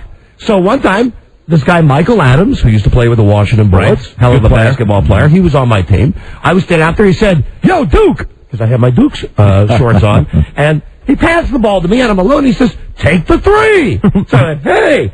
I take the 3, I put the shot up, it goes off the rim, and everybody goes, "Boo!" Everybody in the crowd goes, "Ouch." The next time down the court. Did you look good taking the shot? No, looked awful. Okay. Looked very awful. Just shot like a girl. Then the next time down, same thing. Yeah, like that. Just kind of threw it like the Three Stooges, like, "Hey, don't hurt me." Threw it. Don't. I'm taking my shot now. Next time down the court, same thing. Except I'm so all alone, it's not even funny. Right. That I'm like, nobody's even covering me. Could you have gone in for a layup, or? No, because I was so far away from the action. So far away you wanted to go for it. And the only reason they were 3-pointers is because you were so far out. Right, because my whole philosophy was, I don't want to touch the ball when we get it down there. And you want to be back on defense when when the ball changes hands. Right, because that's what I was good at, like fighting for the ball and elbowing guys, all the stuff that really takes no athletic ability. That's where I was a killer, and I had, like I say, 5 rebounds. Tough on the boards, though. Yeah, and I had 3 assists. That's where you get the ball, right, and you give it to somebody else, and then they score. They score, you get an assist. You get an assist, right? Well, the second time, again, I'm all alone. It's like there are 9 guys off in the corner playing a game, right, and I'm just kind of standing out there. And they see you with an open shot. The guy sees me again. Michael Adams, Washington Bullets. Same guy. Good. Same thing. That's the guy you want. You want to have the former player passing it to you. I get him out there. He goes, Duke, take the 3. And he whips the ball. Now, when he passes the ball, it's not like a pass. It's like he whips it to me. Like, you go, ow! Ow! It hurts to catch the ball. Ow, my hands. Don't pass it so hard. And this time, I had plenty of time to think about it, which is why it was embarrassing. Because, again, it's like nobody's running towards me to cover me. So was the game like moving at a certain pace, and then as soon as he passes it to you... Everybody stops. It goes into a slow motion. And then this time I think, okay, I'm going to do this right. Bend my knees. I'm going to get into it, right? So I take the ball, bend my knees, put it up, and I did that fag move where I kept my hand in the air after I shot it, and it just barely touched the front of the rim. Oh, no. And fell down, and once again I hear, boo! Boo! So the next time coming down, right? Maybe it was 2 or 3 other times coming down. Nobody passed me the ball again, right? But you're still doing your job and getting your rebound. Oh, no, I didn't embarrass myself. It embarrassed my son. I did okay. And they didn't take me out of the game. There were a bunch of other guys, like Topper Shut, that they were substituting and stuff.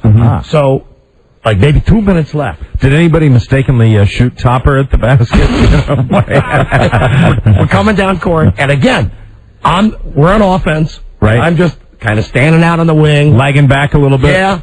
Partly because I'm tired and partly because I don't want to touch the ball. Right. Again, this guy, Michael Adams, he goes, Duke, you hit it this time. And he passes the ball to me. Wow. Now, everybody in this whole gymnasium is looking at me, and I'll be goddamn if I'm going to shoot it again. Right. And if I am going to get the chorus of boos again. So now I'm just holding the ball.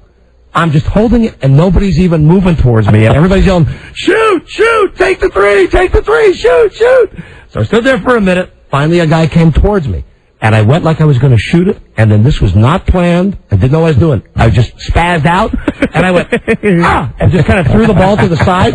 Now, fortunately, there was a guy behind me. Right. He made the shot. He makes the 3-point shot. So you get an assist. Yeah, and it looks like I threw him a no-look pass. We're running backwards down the court, coming back on defense, and all these guys, all the brothers on my team, come over and high-five me, going, nice pass! Nice pass! Way to go! Did you have any idea the man was there? I had no idea. God was with me. Obviously, if they were high-fiving you, it had to look good when you did it. Oh, it looked good, but I had no freaking idea what I was doing. Did you end up playing the team of girl champions that you were expecting to play? Let me explain that. Okay. Yes, there was a team of girls. Okay. However, none of the girls played. Oh. The team that we played against was made up of former NBA players, the New York City dunk champion. New York City! And women who played at the college level, like at William and Mary, right. University of Maryland. So all the people as a matter of fact, with the exception of me and the weather guy, everybody that played was an excellent basketball player. Oh, my God. Wow. So it was... that had to be a pretty fast-moving game. Oh, like I say, when I went to the bench, my knees were shaking. I went to sit down, and I couldn't catch my breath, and I was doing that whole macho thing. Guys were coming over me and going, hey, good going. Hey, way to go. Nice going. And I couldn't say anything back to them. Sweat just pouring off me. Hey, good exercise, though, right? Oh, my God. Sure. So it was okay. You know, I think if you put together my ability in hockey and your ability in basketball, you can put us together, and really, I think we really suck. And then I made the one fatal mistake. So I played the whole third quarter. And like I say, didn't embarrass myself. You didn't throw up. You didn't throw up. That's good. I was feeling pretty good. By the time there was maybe 2 minutes left in the game, I got my win back, right? And now it's a tie game. Your lungs burning at that point? No, at this point I'm feeling pretty good. Okay, again, very right? good. Okay, I wiped all the sweat off me. I've had some Gatorade. And I see that we've got the 5 best players out there playing against their 5 best players. Right. And because, I'm just full of myself, I walk down the bench, and I go and I kneel by the starters table, and I say to the coach, in front of everybody on the team, I go, hey, I'm ready to go in. You put me in. He looks at me and he goes, Go sit down. just go sit down. Right? So then I got to walk all the way back down the bench and go sit down again. Now the game goes to overtime. Is that kind of how everybody was getting into the game? They kind of walk up to the coach and say, I'm ready if you need me. Yeah, and as it turns out, the 5 guys that were the best were the guys that were playing at the end. So now it's time it goes to overtime, right? Wow. And these guys on my team, they're dragging ass. Now, the real basketball players, it's like nothing. They're going down, they're slam dunking, they're doing all the behind-the-back crap. So again, they're having their huddle out there, the 5 guys that are playing. They're going to a 3-minute overtime. And they're all putting their hands together and going, team. I go out there and I go, hey, I'm ready. I said to George Stark, who used to play for the Redskins, who was playing center. At that point, I said, George, I'm ready. And he just looked at me and said, you're funny. I said, you're funny. Oh, man. I had to go just sit back down and be a good boy again. They should have put you in one more time. I'm glad they didn't because we won the game. You won? Well, that's good. That's good. We ended up winning the game. That's not bad. And then Saturday morning, when I got up Saturday morning. Every muscle in your body. Christ. Every fiber. I take it you didn't stretch before you went out there. Oh, come on, please. See, I did that, and I think it saved me. I think when you reach our advanced age, you have to stretch a little bit. No, I didn't stretch at all. That's why. A little sore in the morning? Yeah, I got in the car, went to the game, then went home and got up on Saturday morning. Just felt like crap. Came downstairs and I was barely able to walk and stuff. Right. And I made it over to the kitchen table. I sat down. Freddie says, what's wrong with you? I said, what's wrong with me? I played in a basketball game last night. You get aware of the aging process. Oh, Christ. Like that. Oh, but it was fun. Yep. It was a lot of fun. Good for you, and your team won that, and you contributed rebounds and an assist. Yes, I did. With my man, Michael Adams. Former NBA great. And then after the game, I went up to him. We did that thing where he put his hand out in a fist, and we did that where you knock the fist. Right. And I said to him, you're not too effing money. And he looked at me and went, huh? And I said it again. You'd use a little junkie speak on him? No, I said, well, that's not only Sports Center. Everybody does that now. A Sports Center, they say this guy's money. They say the news. I said, you're not too effing money. And he goes, I'm not too what? And I said, you're not too effing money. And he said, okay. He totally didn't understand what I was saying to him. Wow. I thought I was speaking his language, the language of a ball player.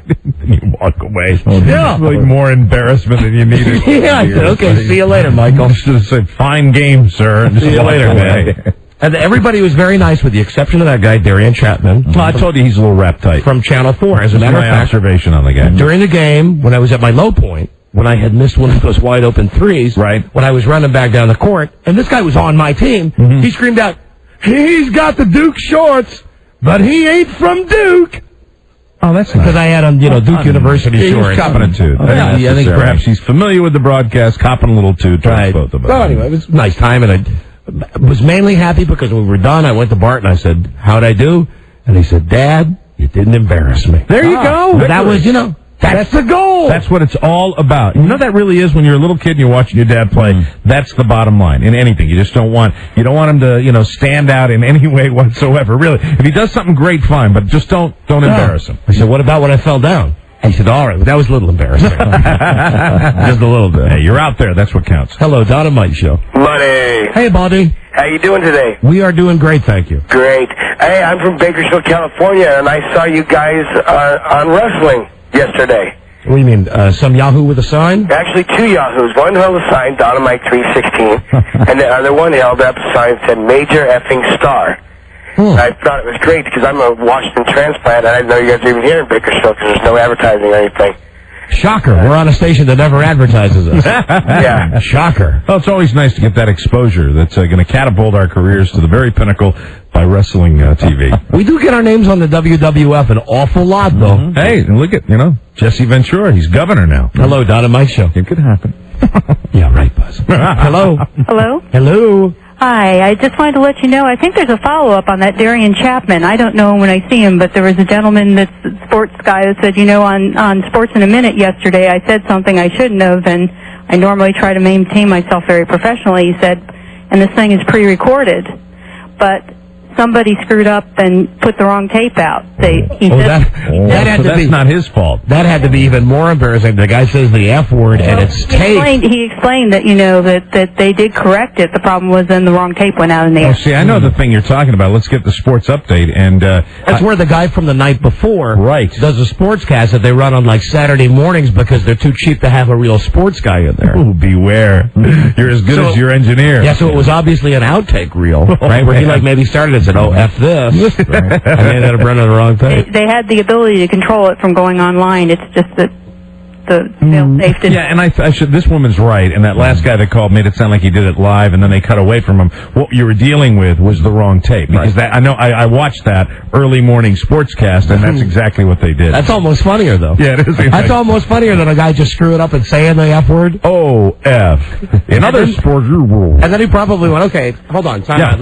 Let's take that again. Oh, man. And then they just played the wrong one. Good morning. We'll be right back. Okay. This is the Don and Mike Show. Where is Jeff Spicoli? I saw him earlier today near the first floor bathrooms. Is he still on campus? Anyone? Yes, Desmond? I saw him by the food machines. How long ago? Right before class. Okay. Bring him in. What is this fascination with truancy? What is it that gets inside your heads? There are some teachers in this school who look the other way at truants. It's a little game that you both play. They pretend they don't see you. You pretend you don't ditch. Now, who pays the price later? You. Wait a minute, there's no birthday party for you here. Oh, Mr. Howard. What's the reason for your truancy? Just couldn't make it on time. You mean you couldn't or you wouldn't? It was like a full crowd scene at the food lines. Food will be eaten on your time. Why are you continuously late for this class, Mr. Spicoli? Why do you shamelessly waste my time like this? I don't know. The Don and Mike Show. Tomorrow, Don and Mike are back, live in studio. Until then, it's the best of Don and Mike. I don't know who I like better, this guy or Raymond. Here's the guy that's Raymond's brother. Hey, what's going on? This is Brad Garrett right now, right here. Yeah. How you doing? Thanks for coming on the show, Brad. Hey, it's a pleasure. What are you wearing? What am I wearing? I'm wearing a little tube top, shorty shorts. Right. Oh, boy. And Where are you guys? And nothing else. Brad, where are you? Are you in a car phone, sir? No, I'm calling from the big house. I'm doing 2 to 3. 2 to 3. I'm sorry to hear that. It's nice to let you out. With some camouflage wardrobe. I can't get into it. Listen, this guy is on the Raymond Show. And, for a long time, we loved the Raymond Show because it was like TV's best-kept secret. Oh, that's very nice of you. That it would be a show that we had like our own private little club for. We could watch it, and we didn't know anybody else that watched it. We talk about Raymond, we talk about you, we talk about the wife, and then you guys, all of a sudden, you blow up, you're huge, you're gigantic. How has that changed your life, sir? Well, it's pretty darn amazing. This is my first sitcom that's gone past 4 episodes. So people are very happy about it. I'm happy about it. I mean, it was really one of the rare times that someone in the network said, look, we're behind this, we're going to go with it. And they put us on Friday nights, and, we were getting beaten up by, Sabrina the Teenage Witch and, That Better Not Be My Twin and all these other shows. And Les Moon said, we're going to hang in there, we're going to find a place for a show. He believed in it. They moved us to Monday, and we went from, number 82 to, number 9. And not overnight, it took a couple years, but it's evolved because the people are great, and I know that sounds like everyone says, oh, we're a family, but it's not that way. We all work really hard, and everyone's just very down to earth. There's no weird stuff going on, and it's really about the writing. The writing is the key to the show. It's got to be a lot of fun when you do find that writing.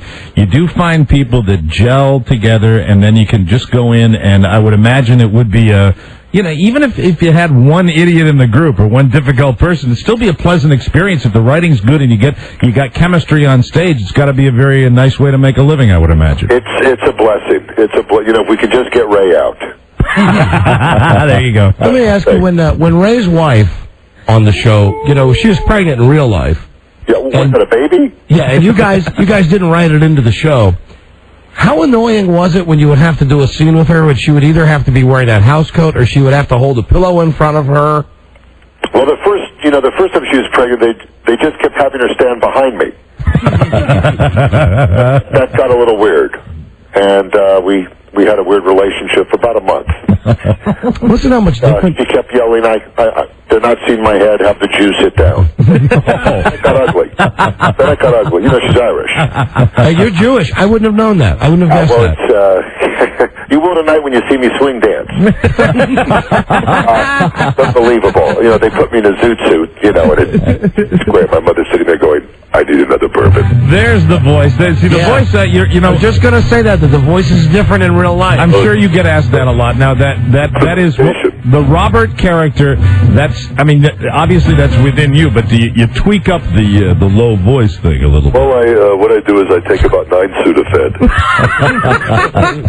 and I make myself a little Mai Tai. So, like when you called... Right. Shave Peter Boyle's back, and we call it a night.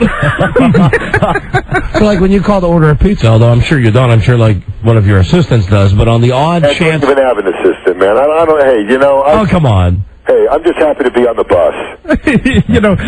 I was stupid enough to think that when you called, we'd be getting that would be, your full-time voice when it's obviously the voice you use for the character. So that means that you've got one of those enviable positions where you can go out, and if you really want to, you can turn that voice on. Do you ever do that, or do you just use your regular voice when you're out in public? Only when I'm at the shrink.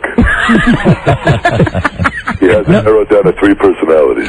Well, listen, we've learned 2 great things about Brad today. First, we've learned he's Jewish, and now we've learned that he goes to a shrink. That's terrific. See, all the insight on the Don and Mike show. Redundant. You have to if you're Jewish, don't you?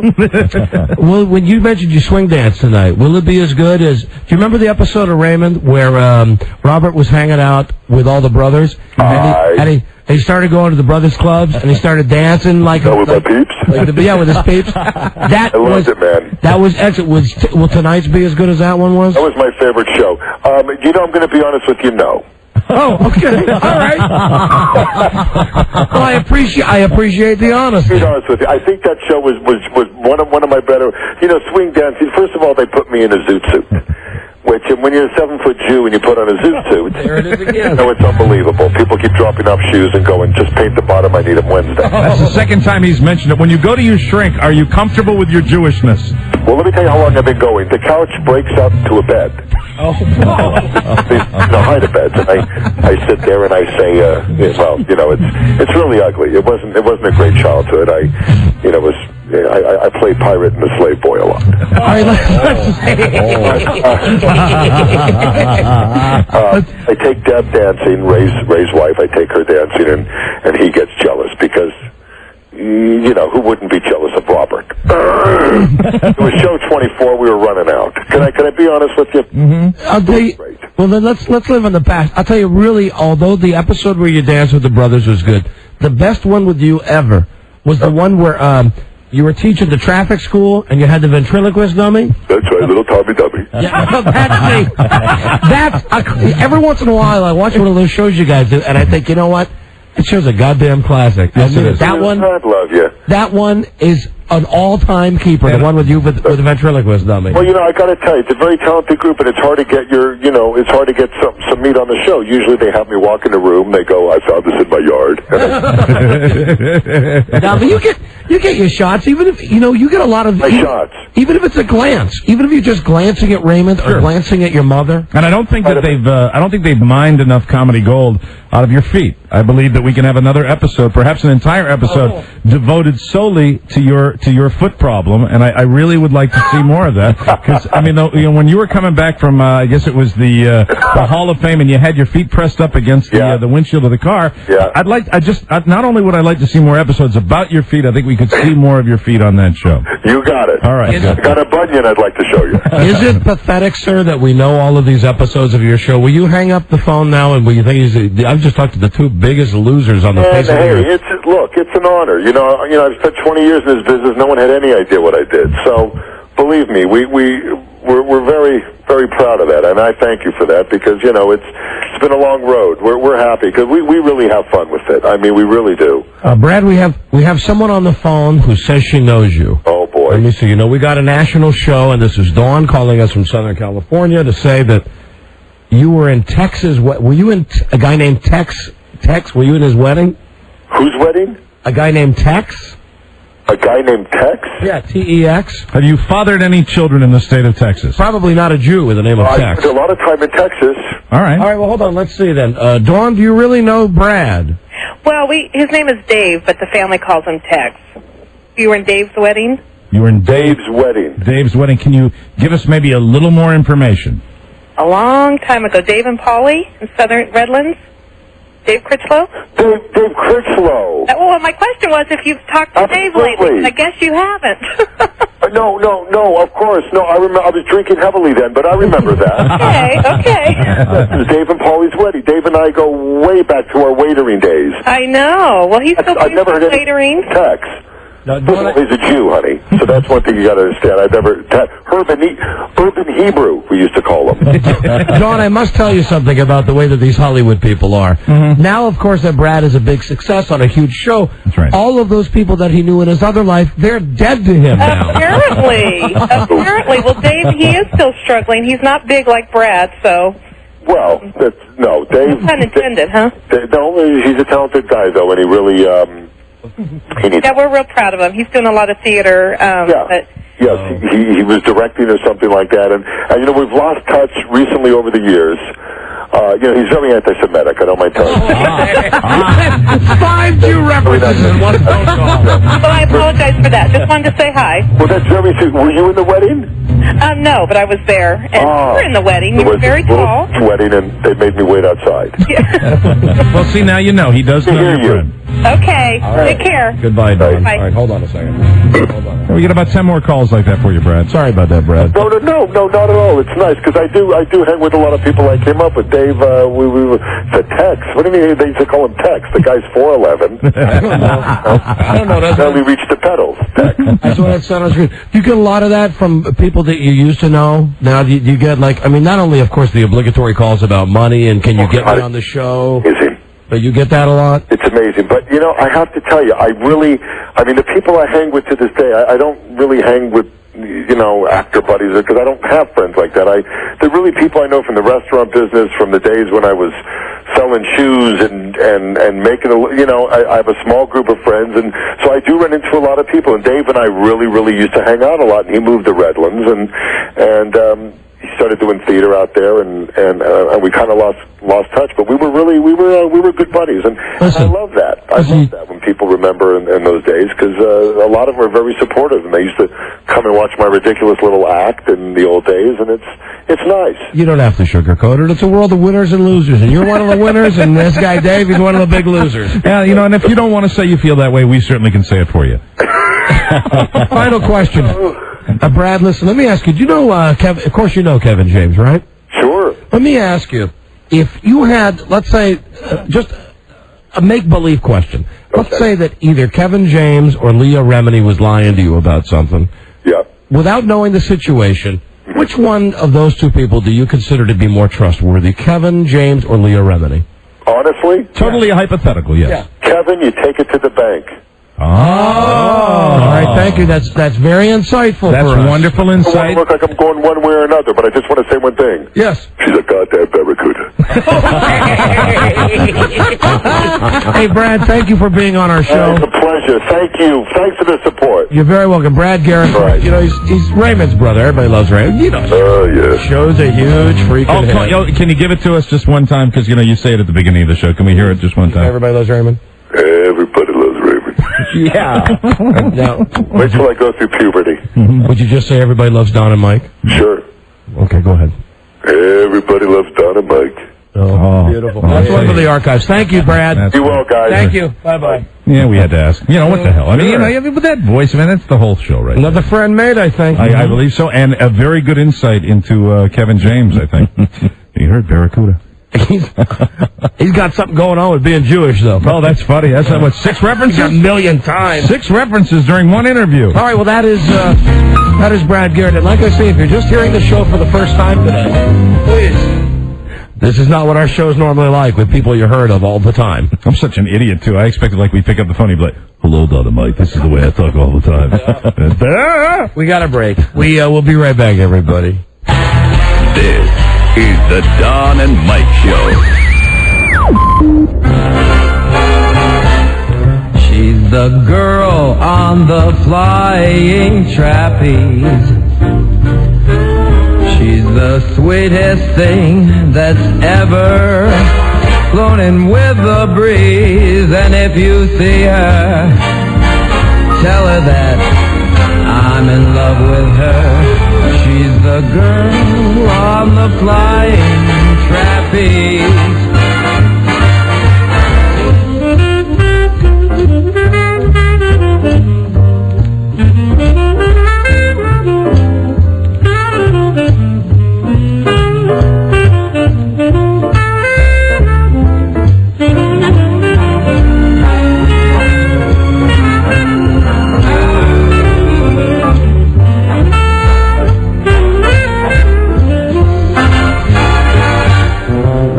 The girl on the flying trapeze. She's the sweetest thing that's ever flown in with the breeze. And if you see her, tell her that I'm in love with her. She's the girl on the flying trapeze. The girl on the flying trapeze. Whoa! When I close my eyes, I see her there, swinging through my dreams. And I want so bad to tell her, yeah, how I really feel. She's the girl on the flying trapeze.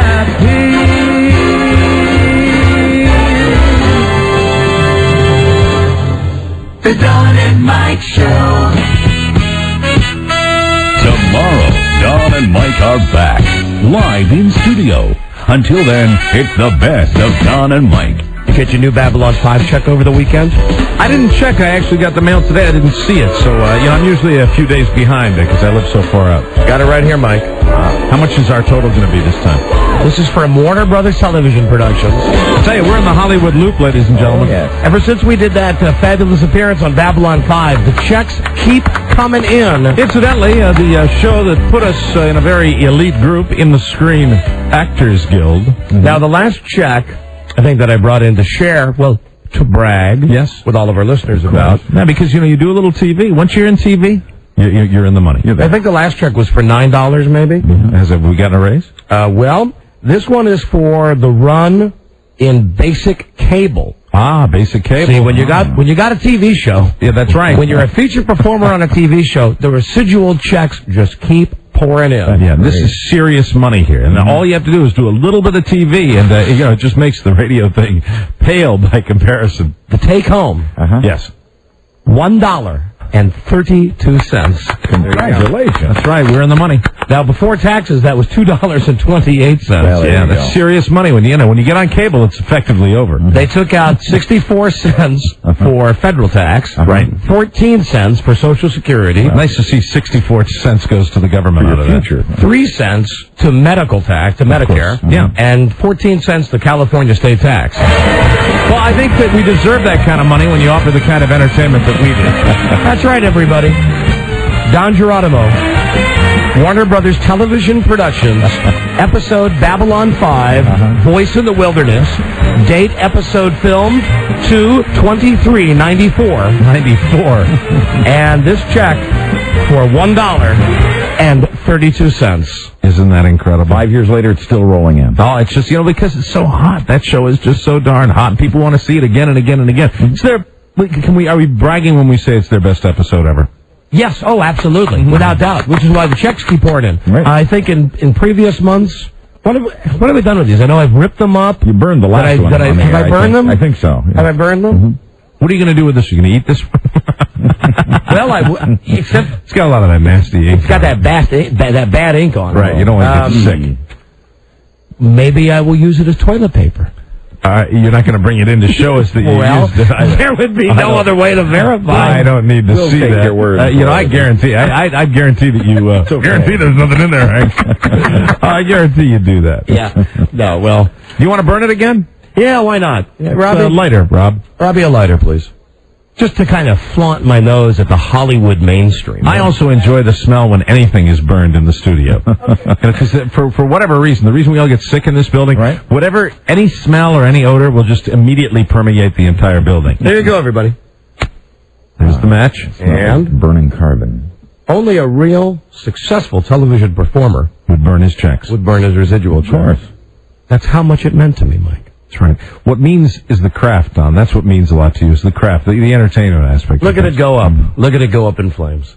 That's what I say to you, Hollywood. You're so That's what you mean to me. Because I do TV for nothing. That's right, because you care about people and you want to, and you know that people are dying to be entertained. I mean that from my ticker. I think that's very noble that you do that. That's what it means. Look at it. It looks like the beginning of Bonanza. Remember on Bonanza when the paper would go up in flames? Sure, the map of the Ponderosa. Now the question is, how long will I be able to hold the last little bit of this check? Oh, very good. You can actually move your finger. Ow! Okay. Ow! Don't hurt me! There's the answer. I love the smell of burning Hollywood money in the morning. It's a different smell, isn't it? There it is. That's rejuvenating. That's the smell of Hollywood going up in smoke right here in the Don and Mike studio. Fantastic. F you, Hollywood. I got to give you $1.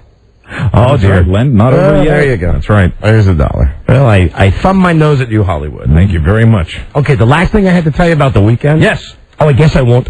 I was going to tell you about the cocktail party that we went to at our new neighbor's house. You get in trouble if you do that. Yeah, but I won't tell you about that. Mike already knows about that. I want everybody on my street to continue to like me. That's true. You have to be very careful when it's in the neighborhood. So I won't tell you about that. I'll just tell you one other thing that happened this weekend. Yes. My wife had given me a simple job to do, simple around-the-house job.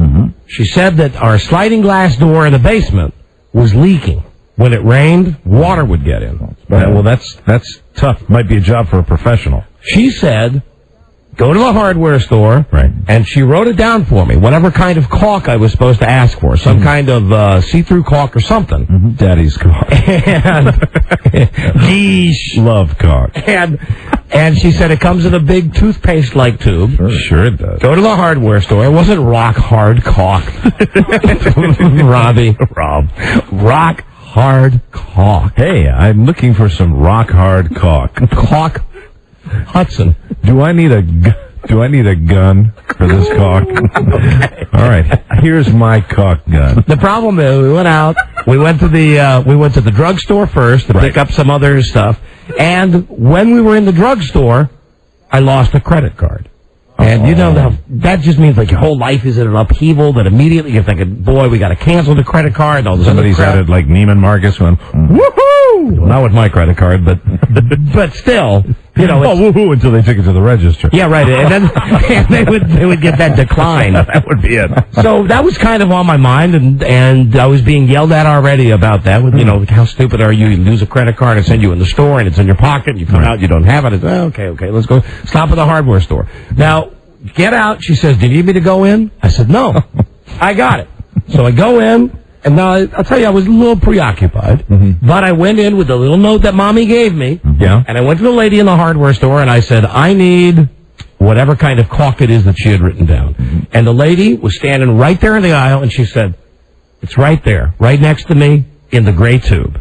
I said, because I wanted to act like I knew what I was talking about, I said, I remember that it comes in a toothpaste-like tube, because that's what my wife had told me. So she says, yeah, it's right there. I pick it up. I buy it, $3.29. We go home. Frida went out to go shopping and do other stuff. She said, handle that job. I said, no problem. I went downstairs, got up on the ladder. You're actually going to run a little caulk around the inside of the frame, or are you actually going to handle, like, the doorway? No, it's just the frame and on the outside. All right. Okay, because that's where water was getting through. So I went out with a ladder, right? Caulk, done. Go upstairs. You know what I do? I take the little pad that she gave me where it says what to buy, and I wrote on it in magic marker. I wrote a big OK. Beautiful. And I slapped it on top of that tube. And I say, job well done. Right. Now I'm going to go watch the NCAAs. So I go in my room. I'm watching the TV. She gets back from going to the mall. She comes in and she says, you are an idiot. I say, why this time? And she says, no. When I went to the store, to the hardware store, I bought glue. Oh. Not caulk. You bought glue? Glue. Clear household glue. And then when I looked at the tube, it says it in huge letters that Stevie Wonder could have read. It says household glue. Caulk. Right.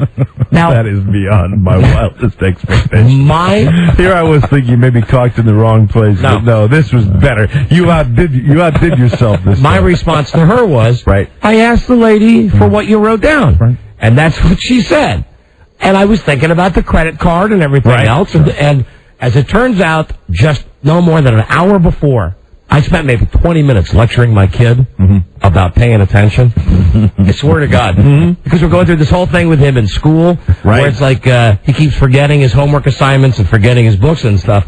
And I must have lectured him, I swear to God, for 20 minutes about how organized I am. No, and you about do that for me, Bart. You pay attention. Dad's going to go down and glue the door. Right, and then Frida said to me, you're an idiot. You yell at your son for 20 minutes because he can't remember his homework assignments, and look what you did.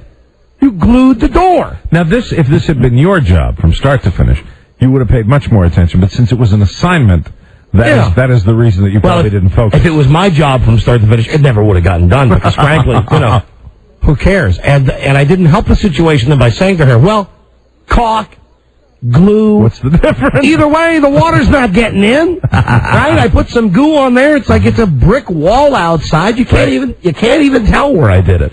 And she was pissed at me for maybe 6 or 7 hours. Did the door work at all after you had glued it, or was it difficult to function? I did a poor job on it, so of course, the door opens and stuff. Right. So I don't know what she was so pissed about. Does it work? Did the glue work? No, it did not. Absolutely not. Last night when it was snowing, then she said to me, "Why don't you come down and look at your handiwork?" And I come down, and the whole wall is just soaking wet. Oh, really? Or like water and junk has gone through. And I guess the glue didn't work. Yeah, that water's saying, hey, look, glue instead of caulk. Woohoo! Let's go, boys. Come on in and get that wall wet. But I just wasn't in the mood to be yelled at. It's like she was screaming at me. She said, she was just looking at me. She said, she's holding the tube. She goes, look, it says household glue. Household glue. She says, I've been going through this with you for 17 years now. I give you one simple job to do. And I said, okay, you got your pound of flesh? Okay. House didn't catch on fire. Come on. Yeah, right. Thank you, Mike. That's right. Nobody broke anything. I said, back off. Back off. You got what you want. And she just kept holding it up. She said, how could you not realize this is not caulk? This says household glue. Glue. And I said, I said, what do you want from me? Will you be able to caulk it now that you've put the glue there? I don't know. I didn't know it was a problem to begin with. I don't know. I don't know. I don't know. And then she said, I should have known. I can never give you a handyman job around the house. And, then I had to make matters worse. Because then I said, well, I tell you what. Maybe your next husband will be a guy who's real handy around the house, huh? Yeah, I hate it when you have neighbors, too, that are more handy. That are doing everthing. Hey, look what I did. I just made the Leaning Tower of Pisa in my backyard. At this cocktail party that we went to up the street, then that was the big topic of discussion. How you use glue. The party on Saturday night where 10 different guys came up to me and said, hey, household glue! I hate that. How you doing, household glue? And the real handy guys, too, were the ones that probably busted your chops the most. All the guys that can, build decks on the back of their houses. Yeah, really. I'm just retarded like that. And I actually said to my wife at one point on Saturday, when I was really mad, I said, honey, I'm an artist, okay? Do you understand me? I'm an artist. Delicate. I said, I can't do stuff around the house. These hands are not made for handiwork. No, they said this brain wasn't made for handiwork. But she wouldn't give it up. I mean, she came back like an hour later. She was still mad at me. Did she laugh at all during this process? No, she's seriously pissed off at me. You get a little dizzy when you were doing your projects with... No, I rushed through it like I rushed through everything. It was like, I went downstairs, I did it in 5 minutes. You know, put the ladder away and said, hey. So you didn't notice any, like, glue aroma while you were putting the... Nah, it wasn't there long enough to notice any kind of glue aroma. No need. No need. No. So she was mildly pissed about it, and then even after, like, this was at 1 o'clock on Saturday. Right. By 5 o'clock, she was still pissed. So she would come in my cave again. I was watching the NCAA. She'd come and she'd go, she'd just look at me. She'd just look at me with her arms folded. And I said, come on, will you get off it, please? I said, okay, so I forgot. Did she call you glue boy at all? No, just, So she was mad. She didn't even make light of it. No, really. And then, like, I remembered everything timeline-wise. Glue man. 6:30. I was getting ready to go over to up to our neighbor's house, and I walked up behind her and I hugged her. I said, "Hi, I love you." And she goes, "Mm-hmm." I said, "Are you still mad about the goddamn glue?" She goes, "Mm-hmm." I said, "Okay, fine. You know, screw you." Do you ever make a little joke, like, when you walk up after the time has passed, hug her and say, "Hey, you and I, we stick together like glue," or something like that? No, that doesn't work with her. Doesn't work with her? Doesn't work with her. And then even like an hour later, 7:30, when we were getting ready to go, I walked up and I said, "Listen, I'm sorry you're so mad about that. I'm sorry. I guess I wasn't paying attention when I went in the store. What can I say?" She went, "What can you say?" Oh, man. Oh, please. And then she got madder because I said, "Why don't you just make this into a huge deal?" I said, if this is the biggest thing you got to worry about in your life, then you try to apologize, and then you finally get to the apology. I said, then I pity you. If this is all you got in your life, you got it pretty goddamn good. If the biggest thing in your life that you want to get mad about is the fact that I used glue instead of using the car. I said, well, I should have known.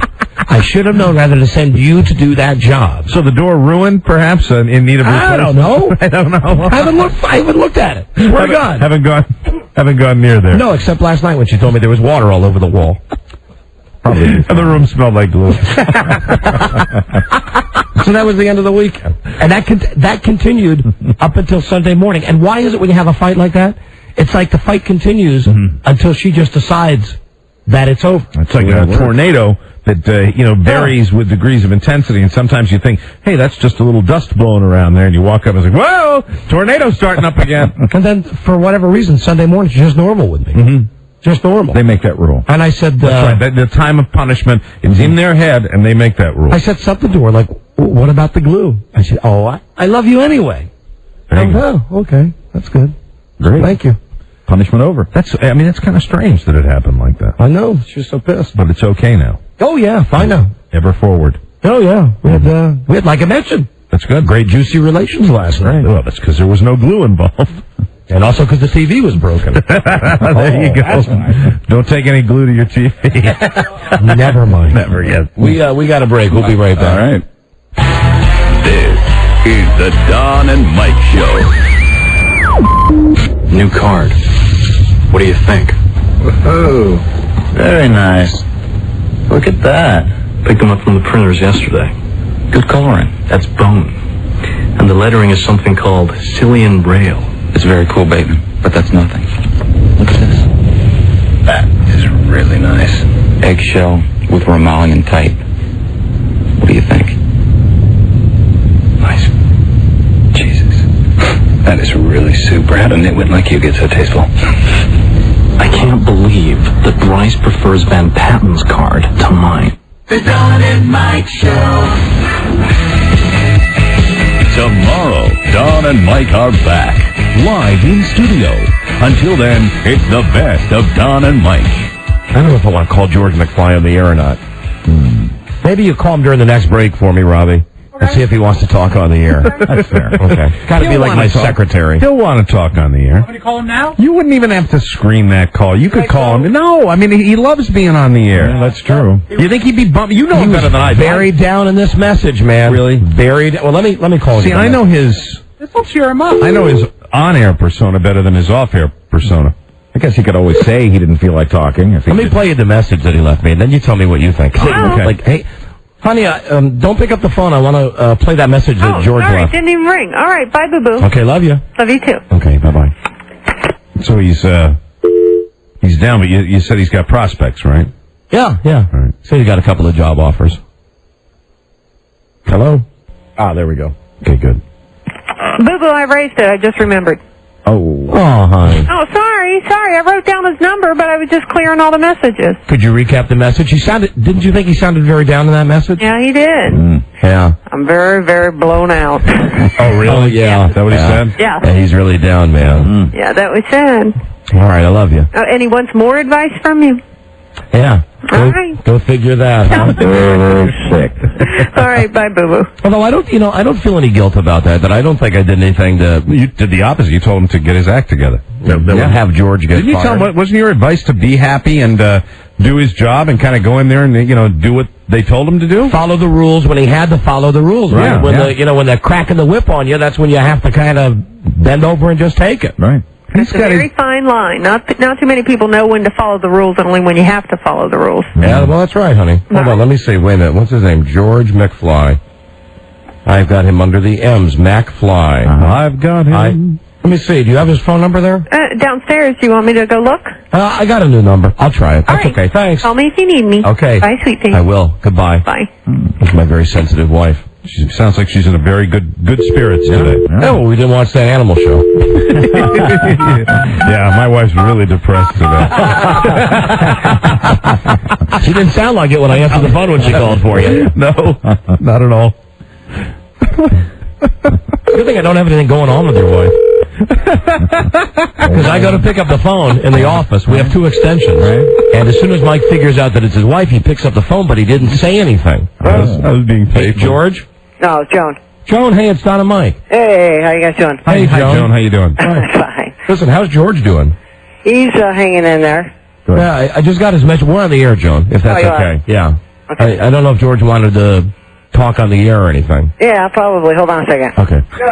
So anyway, Mike's wife calls today in the office, and I pick his phone and I go, hello? Like Major Bill. Right. He says, hey, is Mike there?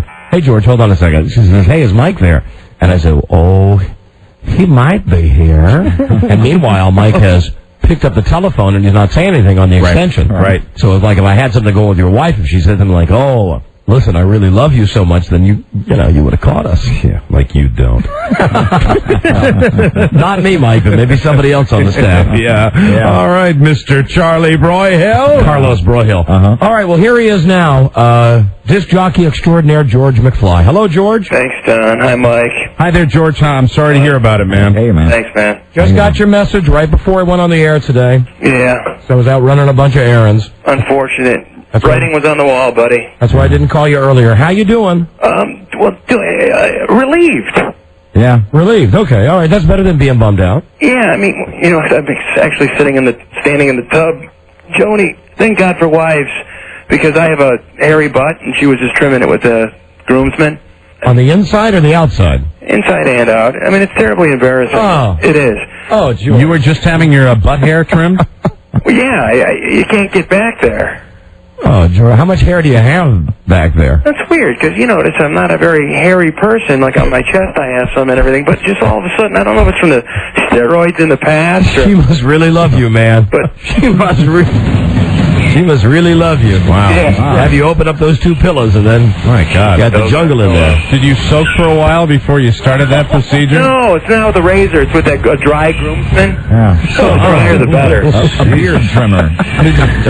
And women find it, not that it matters because I'm married, but women find it repulsive when a guy has a hairy butt. Yeah, I think most other guys find it repulsive, George. How about you guys? I mean, do you? I don't have a particularly hairy butt, and I got a lot of hair all over my body. No. I am virtually hairless everywhere. You got some Indian in you, though, don't you? Which one are you talking to? You talking to me? No, George, that's a made-up name. No, I know it is, but, I mean, literally, don't you have some Indian in you? I don't know. You know I'm adopted. I don't know what I am. Oh, I bet you do, because, Indians, the Cherokees and all those people, the Cherokee people, they, hairless. Okay, listen. Tell us about what happened. Now, contractually, are you okay to be on the radio now? I know that they had yelled at you before for coming on our show there. Yeah, you remember what I told you, what the write-up actually said? that I'm no longer able to, talk on the air with you guys. Yeah, and you had also gone on the air at your other friend station there in Denver, right? Yeah, but they just called me Freaky George. It wasn't, we didn't say McFly or anything. All right, so I mean, is it okay now for you to do this? You're not in any violation or anything? Yeah, I'm completely unemployed. Oh, okay. All right. Well, listen, buddy, what happened? Well, you know what happened. I mean, my contract was up. And, Don, there's so much truth in the heart of it. That's why I told you I feel relieved. And I mean, no kidding. It's because I will not play that music ever again. I wouldn't let my daughter listen to it. Did Georgia station like a hardcore rap station? Yeah, like, holler if you hear me. Let me hear you say, yeah, I know. Music's annoying. I mean, it's really, really bad. All right, so listen, you got canned. Did you get any severance? No. Ooh. No? Don't they have to give you some kind of severance? No, my deal was up. Oh, no. All right, then what are the prospects? Let's work on the future. Okay.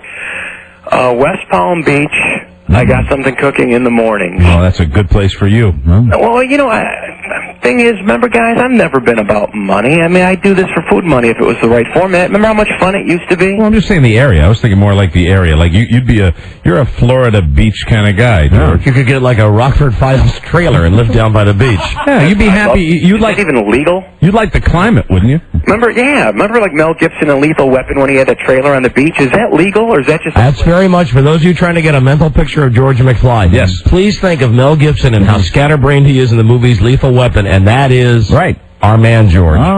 Scatterbrained. All right, that's option number one, George, is West Palm Beach. What else you got cooking? Two things going on in Chicago, believe it or not, my hometown. Wow. All right, what are those opportunities? There is this latest rage with this company is jamming oldies. It's like, I don't know, I guess like Donna Summer Bad Boys and... It sounds to me like music you'd hate. No, music that I dig. Music, I mean... Disco. Well... Are you a disco guy, George? No, but anything with a beat. See, my problem was... You were just working at a station with a beat. No, but there was no intros. I don't want to get too inside and boring, but you can get inside. It's all right. Our audience understands you. When you talk about intros, he means since George plays records, he wants to work at a station that has lots of time on the intros of records where he can talk. Yeah, that's understandable. Yeah, and that's normal. Right. And so this Jam and Oldies format looks good in Chicago. What is the format in West Palm Beach? Oh, completely mainstream, straight ahead. Top 40. Great Goo Goo Dolls, that kind of stuff. That already sounds better to me than you going and playing disco records. But what's your third option? Okay, Dallas. With Joel Salkowitz. The guy, he's a great guy. Joel Salkowitz? He hired me. Joel Salkowitz from the one up in New York? From Hot 97. Joel Salkowitz is the Antichrist. He's Satan. You guys even know him? Yes, we know him from Hot 97. Oh, he's a great guy. He's a Nimrod. No. Christ, they brought him in to try to step on our show when we worked at Wava. Is it still MS that he's working for? No, he's with Chancellor. Anyway, from what I wouldn't trust Joel Salkowitz. Just a feet up, very laid back. I love that. In fairness, we didn't have a tremendous amount of contact. But do you remember they brought him in to be like an out-of-town consultant for our show? Yeah, we'd see that goofy guy. I remember him. You do? Big, bushy beard, little round glasses. Hey, your show's good, but you guys are just doing too many bits. Well, we got to play the hits, man. I remember. Listen, that's one thing I do remember. Every goddamn consultant and program director that ever gave me a hard time, I remember. And Joel Salkowitz stifles creativity. I mean, he's with the bad company, the company we hated. Yeah, just the opposite. But I was young, and he just left me alone. I'm telling you, that guy's bad news, man. What I recall, great guy. But listen, next you gotta make your own decisions, George. You really do. Sure. Next, there's a midday opening. It's Star in L.A. Oh, that would be a good job for you. Just because, L.A. and normal format again. That's a good station. Star 98.7, you'd be good there. Yeah, and so, remember, I got no offers yet, but all bites, nibbles, People calling me up and just wondering what's going on. Here's how I'd rank them, okay? First would be L.A., okay, because you'd be able to make the most money there and get the most exposure. Right. Second, I'd say West Palm Beach. because you'd be able to branch out and be creative doing a morning show. Third, disco in Chicago. Fourth option, Joel Salkowitz, buddy. Do you guys know Chris Schiebel? Chris Schiebel is one of my best friends. I'm not, no lie. No, I'm kidding. No kidding. This guy is putting on a station in Chicago. Is he the guy in Chicago? Yeah, no, this is another one, though. This is a top 40. But, Don, it's called a tri-frequency. Help me understand this. It's like 6,000 watts. Oh, they have 3 different dial positions because they don't totally cover Chicago. I'll tell you this. As I was running down Salkowitz, I would run up Chris Schiebel. Chris Schiebel is a good guy, man. Yeah. You remember him, Buzz? The name's familiar, but I can't put a face with it. Yeah, remember? He worked at WLS when we worked at WBB. He worked at WLS when I worked there. He's kind of pasty, almost looks albino. Blonde? Yes, Yeah. very, very blonde and asexual. For a long time we thought he might be a queer, but as it turns out he was just... I think I've met him. Yeah. He was just like not into men and not into women. He's just asexual. Really? Interesting. Well, yeah, but a good guy. Radio. Really good guy, though, man. But he's got all day parts open, and like I said, it's home. But when you press, let's say you're driving around Chicago, if you press scan, you don't pick it up. So, I want to believe in it. I want them to win. I would put him above Salkowitz. I mean, and you can drop my name with Chris Schiebel. Please do. He's one of the few guys in this business I get along with. I didn't put 2 and 2 together, but I recall that you worked at LS, and so did he. Yeah. And so that Jam and Oldies format is going on in Dallas and in Chicago. Yeah. And they're going to fly me out next Saturday to do an air shift in Dallas. I just think you're not going to be happy playing disco music, George. Well, he asked me if I'd be comfortable talking to the listeners and not shucking and jiving over the intros, which I thought I was going to be able to do. But the demo is 35-year-old women, and here I'm a 35-year-old guy, and, just more topical, almost like a hot AC approach. Well, listen, you got to do what you think is right, but I know the real George McFly is the guy that we've been talking to right now. You are a crazy individual, and I could picture you working at a station that targets 35-year-old females, and the first time you do something that's off the wall, they're going to call you and give you all that crap. You say, picture the ideal 35-year-old woman. We want you to talk about the things you're talking about. Yeah. Talk about Ally McBeal, buddy. Yeah, you'd probably be frustrated in that situation. That's what's kind of exciting, and why I said at the beginning of the conversation that it's almost like a relief, because you're right. Now, it's not like it was 10 years ago where LA's calling, New York's calling, Chicago for when I was a night jock. I'm getting these weird little nibbles like Anchorage mornings or West Palm mornings. And hey, you'd be good in Alaska, George. I think you could handle Anchorage. Oh, I'd love it. I'm serious. I know you would. You might want to consider that because you could be a bigger fish in a smaller pond. I mean, let's face it, the entertainment options in Anchorage, Alaska have got to be pretty limited. Oh, I do it. I mean, seriously, one guy got killed by a moose killed him last year. It was in the paper because he rammed his car into this moose. It's the land. Should have been on that Fox show last night. Yeah, I tell you, those moose are dangerous. They were on that show last night. Hold on, George. I got a perspective offer for you right here. A guy in Easton, Pennsylvania says he used to know you. Hello? Oh. Actually, Easton, Maryland. Oh, Easton, Maryland. Yes. Who is it? George. Beaver? Yes, it is. Hey, it's the Beav. I think he called your show before, Don. Is it Beaver Cleaver? No, I'm not. That's what I was known as when George and I were living together back in 1986, I believe. 87, my friend. Were you lovers? No. All right. I was just curious. He was there for 2 weeks and then he split. I don't know. Are you a program director now? Yes, I am. Where? CEI? That would be it. WCEI. All right, listen. Hold on a second there, Gary. George. Where is that? That is... George, that is so small. That is nothing, beyond man. Small. Yeah. That's nothing. Okay. I'm going to guess that the guy probably offered you $16,000 a year there. Maybe. Hey, listen, I mean, is it true that does DC 101 have mornings open? DC 101 sucks. You know what I mean, but if I went there. Yeah, if you went there, they just want a guy that's going to play records. Oh, jeez. All right, listen, we got to go, but here's my recommendation. I say. Thank you. I mean, this was very dull conversation, but thank you. No. You should go after the job in L.A. Okay. Then you should try West Palm Beach. Then you should try Chris Schiebel. Anchorage. Then Anchorage, yes. And you know what I'd say? Easton, Maryland, before you work for Joel Salkowitz. I think Joel Salkowitz. Beautiful country down there in Easton. I swear to God, Joel Salkowitz is an evil guy, man. Swear to God, I don't recall that. He's been nothing but a pleasant memory to me. Well, you got to follow your own heart too, you know. Yeah. You know, I mean, and just, you know, as I'm humbled and just sitting, sharing a seat with my ass at home, it's just nice when these people call, you know? Yeah. All right, well, listen, let us know what happens. And if you need anything, please do call. Well, I was kind of wondering. Remember what we talked about all along? How, you know... You can't work on this show, George. Well, the thing is I don't even want any money. Just put me up. George, you can't work on this show. Well, I don't have room for you. I got Mike. I got Buzz. Yeah, I know. I got Robbie, Carlos Broyhill, Christine. No room at the inn. Sorry, George. I know, but just... No. You know I listen to you guys every night. And, I know, appreciate it. But, George, listen, really, me and Mike got a thing going here. Sorry. And you got to make a living anyway, George. You can't come up here and work for free.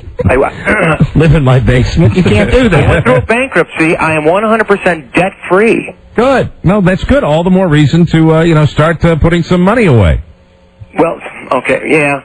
See, guys, my future looks bright. My father does pretty well, you know, and I found out in like about 10 years or wherever, I'll have like $1 million. Oh, so when your dad dies, you're going to do good? Yeah. How old's your dad? 59. You might want to think about hiring a guy to kill your dad. Oh, God. But you see, money, I'm not going to be homeless. I have family. All right, but listen, good. George, you know I love you, but this show's not an option for you. I'm sorry. This is the second time that I have had to have this. This is the same conversation I had to have with Louis the Retard right before we went on the air today. Well, but come on. I mean, am I Louis the Retard? No, you're not, but I had to say the same thing to him as I'm saying to you. You know, after 13 years, we have it pretty well oiled, honed and refined, George. And let me say that again, though, that you're right, Mike. You're right, but can you make a great show tremendous? I don't know. I mean... George, listen, I'm very happy with the way everything's going right now on this show. I'd like to help you out. You stick a gun in your mouth because I have a fatigue factor, don't I? Don't I? What? I have a fatigue factor. George, it has nothing for so long. It has nothing to do with you. I'm happy with Mike. Buzz does a great job. I got Rob A. Spiewak in the wings. Hell, there's hardly room enough for all of us to talk now as it is. No, I agree. You know, so basically you made my decision for me. I have to do mornings and stay somewhere. Okay. Right. Listen, just be happy, man. If you need any advice, if you need a reference, call me. Thank you so much, man, and I mean that. And would you like to say anything to your former program director, that son of a bitch who's probably listening to this right now? He actually made a phone call to the guy in West Palm for me and talked me up. I hate that. You know, Don, it's not... I hate it when it's that nice. You know what? I hate that when a guy is two-faced like that. When a guy on one hand will fire you, but then will call the next guy to tell him to hire you. Yeah. But there was... Because, you know, if I'm the guy in West Palm, I go, well, if this guy's so great, why'd you fire him? But there was truth in the heart of it. I couldn't stand the music. He knew it. Yeah. Finally, he wanted somebody that really believed in it. All right, so you don't want to say anything bad about him. That's okay. Yeah, it's just not in my character. You know that. Okay, I got you. You know, and now that I'm done... One thing I will say, though, is I am done, and I will never compromise myself again. Good. I am done with chirping that rap radio. Never again. All right, good. Well, Even listen. if I have to dig ditches. I swear to God. All right, well, let me know how it goes. Good luck, George. All right, Thanks so much. Good luck. Don't be a stranger. Yeah. Bye-bye. Bye-bye, guys. Bye-bye. All right, there is George McFly. He's something, isn't he? He certainly is. You gotta love him, though. And he's a guy that knows how to get another job, so he'll be fine. No, I mean, that guy's talented as all get out, man. He's talented. No way I can stand working with him. Even if you had the big old coronary, Mike. He's an interesting guy. I don't think that's going to happen, George. I hate to get your hopes up. Hello. Hello, how you doing? Hey, Don on my show. Hey, good to talk to you guys. I just want to let you guys know, through the grapevine here at work, I am from Sacramento. Are you drunk? Am I drunk? Yes. Well, let's not talk about that now. Are you? All right. Mm-hmm. Good call, Mike. Mm-hmm. All right, so you've had one on a Friday really, afternoon. Sir, though.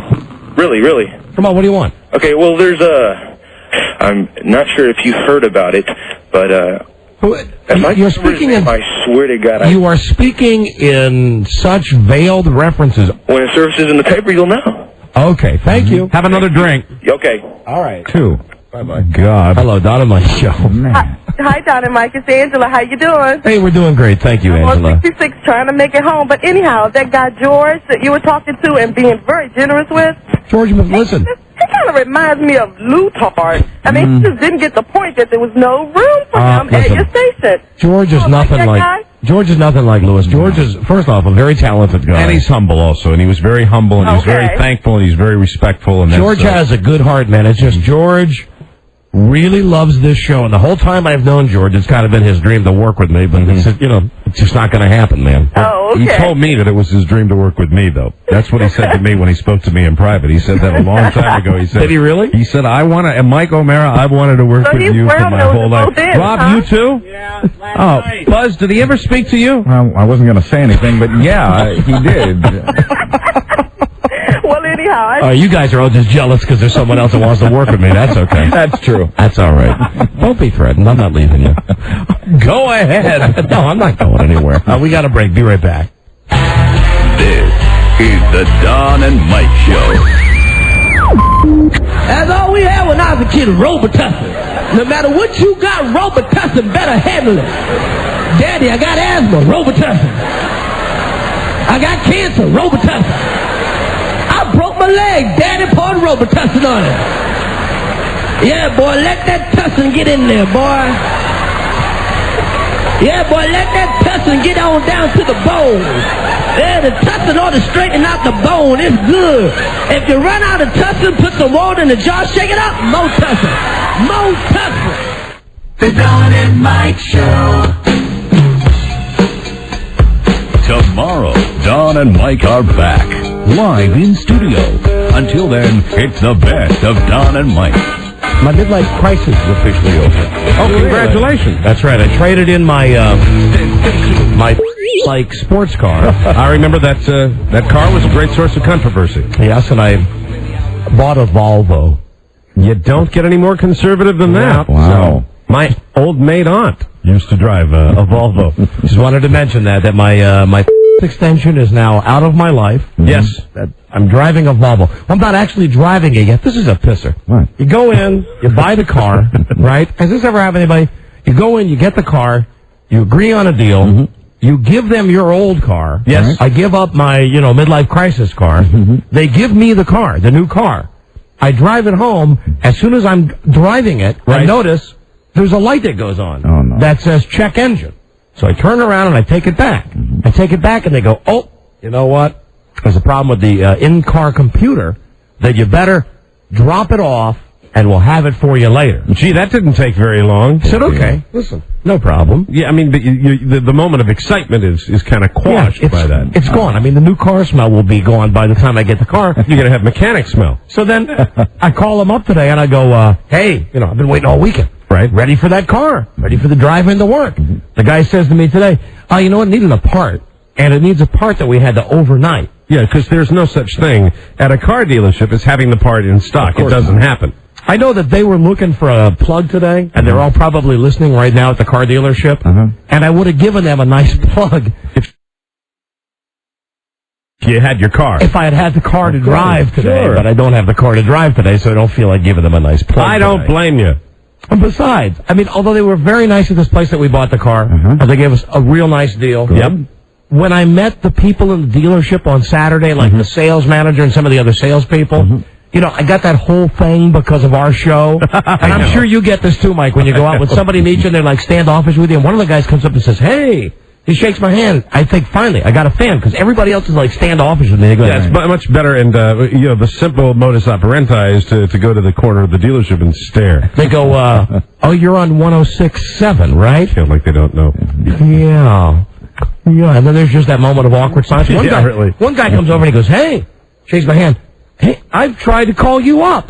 And I think finally got a fan. He says, yeah, I really wanted to cuss you out one day. Oh, God. Okay. Thank you, buddy. Thanks so much. A pleasure to be doing business with you. Thank you, buddy. So, Thank you. Listen, I'll get the car eventually, but the midlife crisis is officially over. Second thing I want to tell you about is maybe this is a sign from God. Yes. You know that I hadn't been to church in about 5 months. We kind of gotten out of the habit of going to church. Right.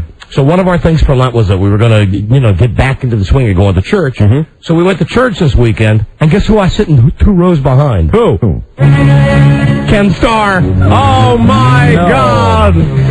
I tell you this, it made church a lot more interesting for me. Not bad. Yeah. Because I didn't so much focus on what was being said. Did you go to the Goofy Church? Yeah. I went to the Goofy Church. That's where you go. I went to the Goofy Church. How was the Goofy Church? Kind of goofy. It sounds interesting, though. A lot of people go there. Kind of goofy. Mm-hmm. Well, I made a deal with my family about right that. Oh, I don't really want to talk about all this on the air. All the problems I had at the other church that I went to. Right. That. Well, suffice to say, the church that I used to go to. Right. Okay.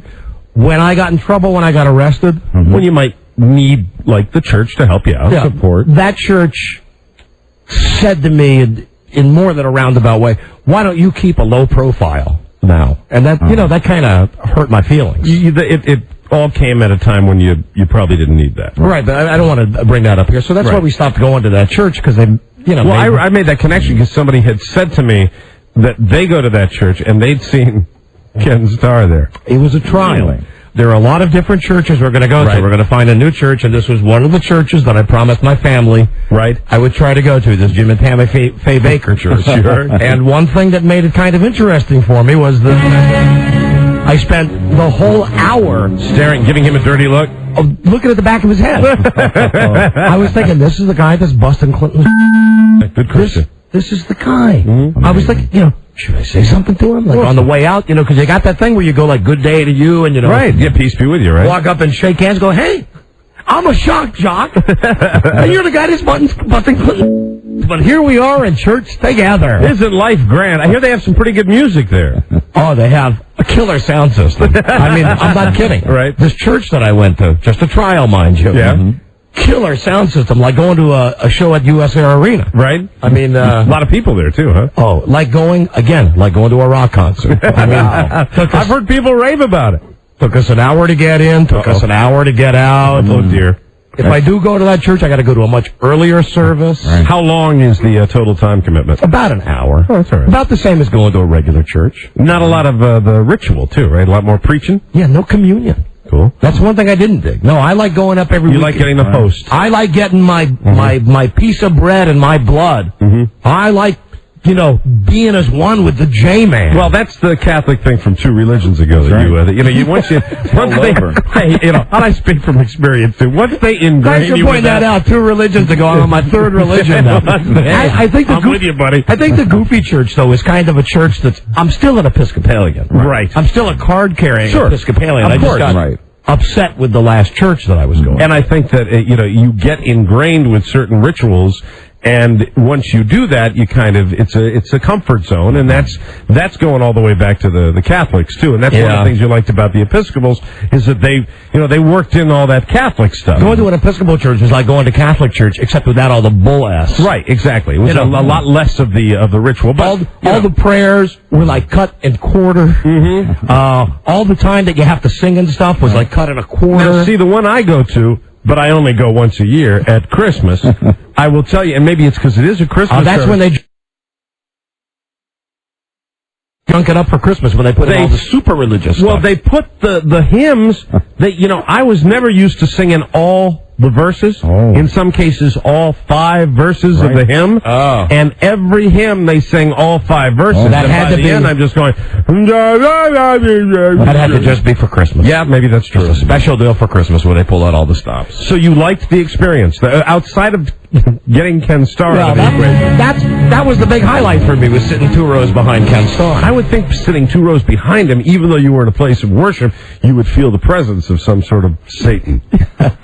I did. Yeah, it was okay. But like I said, we're going to go to pretty much a different church every week until we find a church that we as a family can all agree that we like. Well, I admire you for doing that. It might end up being this Goofy church that we went to last week, or it might be the one that we're going to next week. Are you going to explore any of the Eastern religions? No, listen, it's going to I know your wife has been very interested in certain spiritual aspects. Christ, she even went to a Quaker church one time where she said all you do is sit around and don't say anything for an hour. Oh, really? Meditation. Yeah. She liked that, though. Yeah. Oh, I couldn't picture going to that. I am so totally open-minded right now. I've never been, but then again, Sunday comes rolling around and we're getting close to spring. And there's only one religion that I have, and it's it's in a leather bag in my garage. Yeah, right. But I'm totally open-minded. I mean, all the way open-minded about stuff like that. I guess that's why people end up like in cults. Because when they're looking for something, that's when you're vulnerable. And if you find something that all of a sudden is brand new, you end up on some island drinking Kool-Aid. Well, I have very distinct ideas about God and about Jesus anyway that I've kind of articulated anyway on this show. Shared those on Friday. They were terrifying.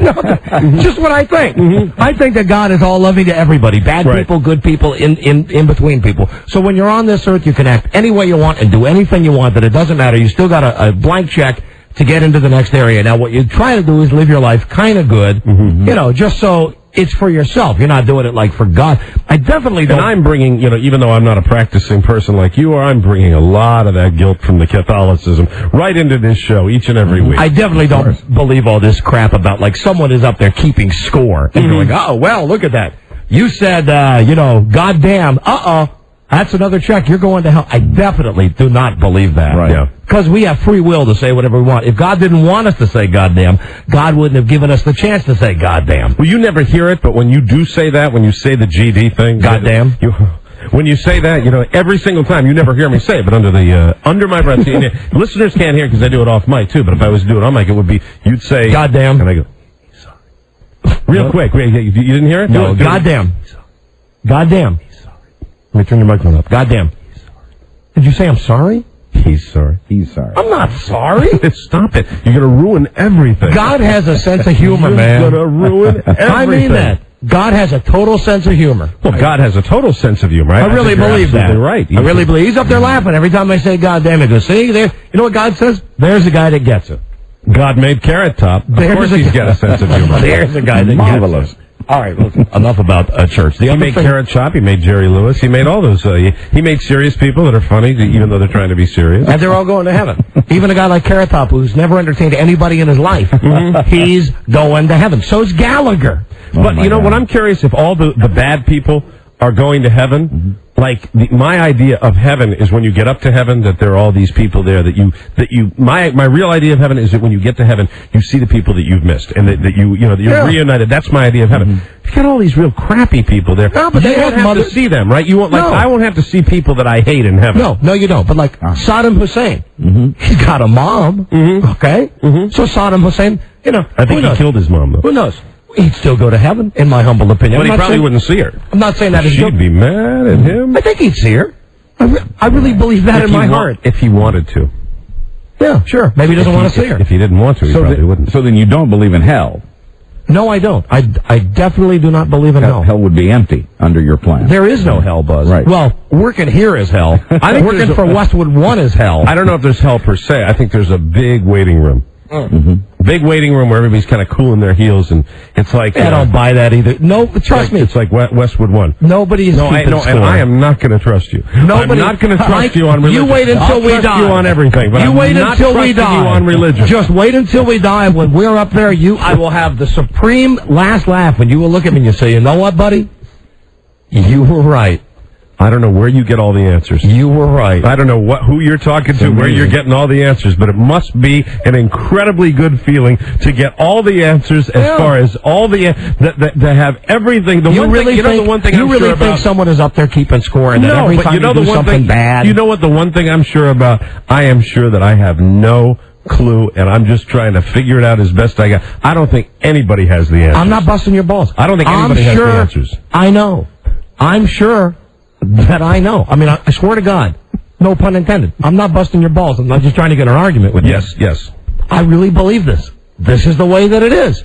Go ahead. That's good. Live it up. Well, have fun. Everybody's going to heaven. Well, see, there are a lot of people that are just as sure as you are and are saying, a lot of different things. They're wrong. What do you want me to say? They're totally wrong. I'm totally right. I think my religious beliefs are kind of like based on a lot of different things.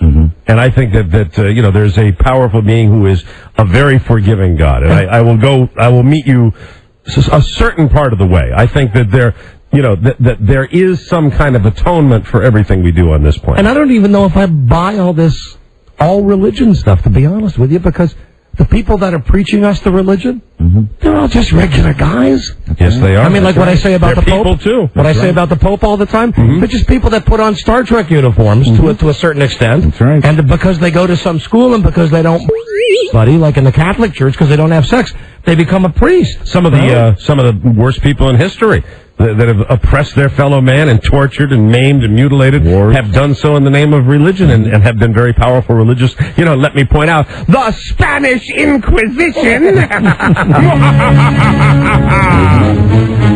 I mean, you know, a lot of people have been hurt over religion over the years. Oh, yeah. Well, religion is what you really think. And what I think is what I just said, that everybody's cool and, you know, God's got no problem with me saying goddamn. God's got no problem with me wishing someone that calls our show and makes an ass out of himself, wishing them dead.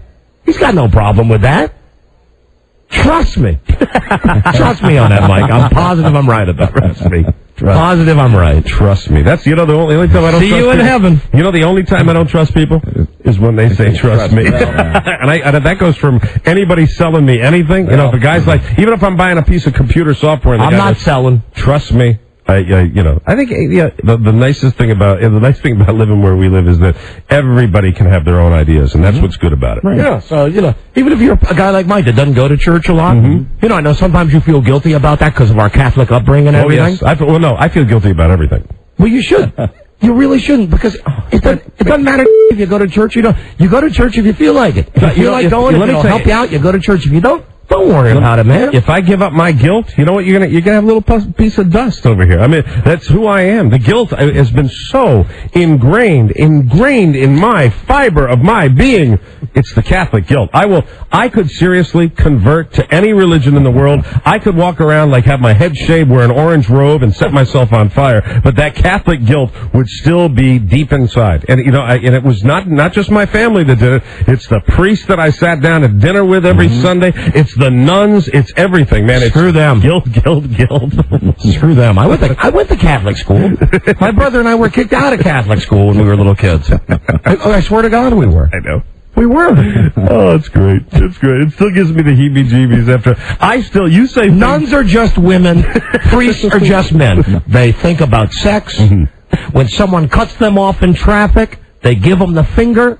They're just like us. I'm not afraid of the nuns. I'm afraid of what the nuns were telling me all those years. You know, all those. You know, the greatest thing that they did, and this I don't think they do this anymore to kids when you're getting your first Holy Communion, and they used to say it's a sin if you chew the wafer. Do you remember that one? I heard that. Do you remember how hard that was? I heard that in CCD class. Oh my God! And I'll tell you another thing I did. I swear to God, what? The first time a nun told me that, I chewed it. No! Now I didn't do it in front of her, so as like to flaunt it, but I chewed it to see what would happen, to see if like my head would explode or like something. Your tongue would swell up. I mean, in certain classes, I think way back, they would actually say, you know, you'll choke if you chew the wafer. I'll give you another one. We have to go to confession. Please give me another outdated, totally farcical. Go to confession. Hey, hi priest, how you doing? Yeah, I was a real bad guy. I punched my brother in the nose and I cheated on a history test this week. Okay, 5 Hail Marys. Right. You know what I would do? I would sit down in the pew and I go, la la la la la, la la la la la. I'd look around. I'd tie my shoes. Didn't say one prayer. Didn't say a prayer. I swear to God. Because I want to see what would happen. Nothing happened. Living on the edge. It's a big ritual, man. It's a big ritual. Come on. It all gets back to that thing about checks and balances. Please, really. Because I cheated on a history test in 7th grade. Some guy's going to give me absolution. I got to say a prayer 5 times, and God's going to... I've thought this since I was a little kid. These things that I'm saying now, I swear to God, since I was a little kid. Ridiculous. Don't chew the wafer. Remember that one? Don't chew the wafer. I chew the wafer every time. Ever since I was a kid in CCD class, I chew the wafer. Well, I think they let you chew the wafer now. Yeah, they had waived wafer chewing by the time I got to CCD. Yeah, you're that age. They said it's preferred not to because it doesn't look good. But chew it if you have. What they ought to do is when you're drinking the community wine, that's you ought to be careful on that one. Yeah. You know, you hear that tuberculosis that you got happening in church. And they do that thing where they just take like an old snot rag and they wipe off the side of the jug and you pass from person to person. That's not very sanitary. Yeah, and especially when the lady that's in the Episcopal service is assisting the priest and walking along going, okay. Here you are. Here's your wine. You know what people think about that? Really, I'm sure people rationalize that by thinking, well, God will clean up those germs because she's working for God. Mm-hmm. Well, come on, No. please, you're gonna get the galloping goobies. The creeping crud. Yeah, the creeping crud. Thank you, Mike. That's what Wash I'm your trying to hands say. when you come in from any service. I think that's smart. Please. Especially if you're doing a lot of that handshaking. Wash your hands when you get home from the service. Well, anyway, that's how I feel about religion. Well, you're at peace with that. You're happy with your certainty about how you feel. I'm totally happy with it. And if I'm wrong, hey, I'll see you in hell. Mm-hmm. I'm not worried about it. Not worried about it in the least. That's the best thing of all, probably. What? That you're not worried about it. That you can, live day to day without worrying about it. Oh, you're worried. You're probably more worried than Mike is. You just keep it all bottled up inside you. I think so, Buzz. No, I think Mike's more worried than I am. No, I think you're more worried than Mike. I think Mike is open about his worries. Let me tell you something right now. About his worries, his worriedness. I'm worried when I get into my car every day. I'm worried. I live in a state of constant worry. Every day of my life, guilt and worry. Now, I might come in here and talk a good game, but let me tell you something right now. If I don't get guilty and worry, that's who I am. I would be very uncomfortable if I wasn't filled with guilt and worry every single day of the week. Guilt and worry are two good things. They're wonderful. They give me strength. They give me strength to come in here and make it into work and to pay my bills on time. See, that's why I was always late paying my bills. Mm-hmm. That's why I had such bad credit. See, I've got stellar credit. I've got fantastic credit. Here's the hotline. I bet this is my wife. Hello? Hi, Boo. Honey. I wanted to tell Mike something. Yes. You don't worry because you're Catholic. According to the past life regressionist? Yes, why am I worried? Oh, honey, don't bring that up. Are you saying that I did something awful in my past life? Exactly. That's what she told my sister, who's not Catholic, who always feels guilty and is always apologizing. And it comes from a past life where you were bad, you did something that you didn't ever resolve, and you feel guilty about it. Well, I've done an awful lot of bad things in this life, so, give me a little credit for that. I don't need any past life regressions. I don't need any in the next life, then. So this means I'll be a warrior in the next life, too. Bummer. All right, honey. All right, boo-boo. I love you. Oh, listen, as long as you're on the line, I'd like to say something publicly. Mm-hmm. For anybody listening to the show who might see my wife in carpool or in her yoga class or anything, I do not beat my wife. Oh, really? I do not beat my wife. She has a giant neck brace on today. What happened? Oh, my God. Well, she fell down the stairs. She just wouldn't listen. That's what happened. She's a much better listener now. Oh, my God. Our doctor, who's our pal and who knows you, thought that maybe you were a little too vigorous in the nighttime. Wow, that'd be pretty incredible, wouldn't it? So, I bet that could happen. She had she had the bad flu on Saturday and Sunday, very sick and very achy. And then, what did the doctor say? Your vertebrae are too close or something? I'm aging, believe it or not. No. and I just slept on my neck wrong, and he prescribed many massages, and so I was grateful. Oh, a mini massage. I'm getting many, not many. Oh. I'm getting one today, one tomorrow, and that was the prescription. Hey, my magic fingers worked for you this weekend, now didn't they? Your magic fingers were Gestapo in their last life. Now, they do the trick. They're wonderful. They rub away the bumps, but it is no pleasurable experience. And my wife's got these bumps under her skin, like in her back, where when I rub my wife's back, little knots in the muscle. Yeah, they're I can feel like little... they're not bumps. It's not like she's the elephant woman. She's got knots in her muscles. She doesn't have hideous bumps underneath the bumps. Fibrous tumors underneath her skin. I am not an animal. Well, if I did have him, he could rub them away, because it is, he uses the brute strength. Yeah, I do a pretty good job to get my wife in line. That's Swedish, right? Deep tissue, or I believe so, yes. or shiatsu deep tissue. I don't know. I don't know, but it's shiatsu. That's like a dirty word, Mike. Shiatsu. It's spelled like S-H-I. Shiatsu. The same muscles when I say, can you open this jar, and you see the grimace on a man's face? That's the muscles that are used when I have little knots in my back. That makes me feel like such a man. I did that yesterday for my wife. When she brings me a jar, would you open this, please? Right. I go, yeah, sure. What's this, honey? Love that. You like that? Yeah, I'm your man. All right, honey, love you. All right, goodbye, love you. Goodbye. I do not beat her, but she has a neck collar on. Oh. She could kick the crap out of you. Yeah. Oh, absolutely. Absolutely. This is the Don and Mike Show. Hey, this is Homer Simpson saying howdy to all the girls out there in Radio Land. The Don and Mike Show. Tomorrow, Don and Mike are back, live in studio. Until then, it's the best of Don and Mike. If Frida and I finally win to the gingerbread house. The estate of Buzz Burbank. Yeah. For a long time, Buzz has wanted to buy a house. Tell you why Buzz is goofy. Buzz bought a house. Way back when I worked with Buzz, BM, before Mike, long time ago, 15 years ago. Right. Buzz bought a house. And then he got fired. How long after did you get fired? 3 months after I bought the house. So ever since then, Buzz a little superstitious, right? And I still maintain he's more guilty and he's more worried than you are, Mike. Yeah, you might be right about that. He never buys a house again because he bought a house once. And, your radio, you get fired all the time. Sure. So how long you been working with me and Mike now, Buzz? 7 years? A little over 7 years now, yes. 7 years. Yeah. So... And I love the way we all applaud that. That's good. Sometimes we do a really good job giving each other the gratuitous applause. Well, Mike, you and me have been working together almost 14 years. Yay! Yay! And Rob, you've got a bad marriage. Yay! April will be 5 years. But April will be 5 years with the show. Oh, yeah. Bravo. Fantastic. All right. So anyway, I'm surprised I would guess you would count Rob. It's your life. I was going to say, why would anybody care about Rob A. Spiewak's term with the show? But Rob A. Spiewak would care since it's his life. How long have you been? You've known about the show prior to that, though. I mean, Listen to Don since 1980. 1980. Since 1980. There you go. Stalker. So the whole time I've known Buzz, he's been very uptight about buying a house. And he's been working with us for 7 years. And for goodness sakes, if you don't have job security working with me and Mike, you're not going to have job security, right? Right. We tell him all the time, you're not going to be fired unless you don't do the farting contest.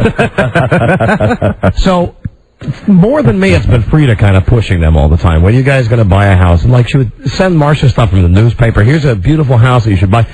They tried to get you to buy Rudy Martzke's house when he moved down to Atlanta. We considered that, yeah. So Buzz and Marcia finally buy a house. They finally get a house. And you're very worried because around the time you're having your surgery, right? You had thought, I'm sure you had thought that would be the catalyst, that you'd have your surgery, buy the house, next step, 3 months later, Seemed like a natural.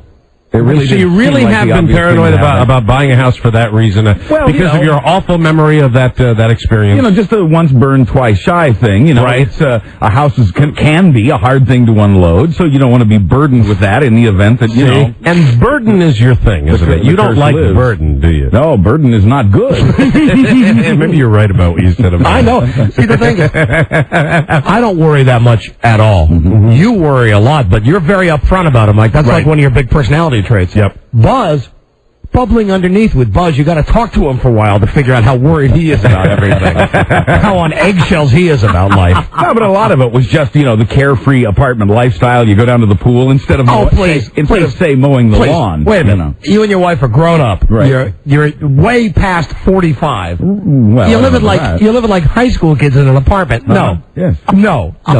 Grown ups like houses. You like living in a house. Your wife likes living in a house. You were afraid you're going to get canned.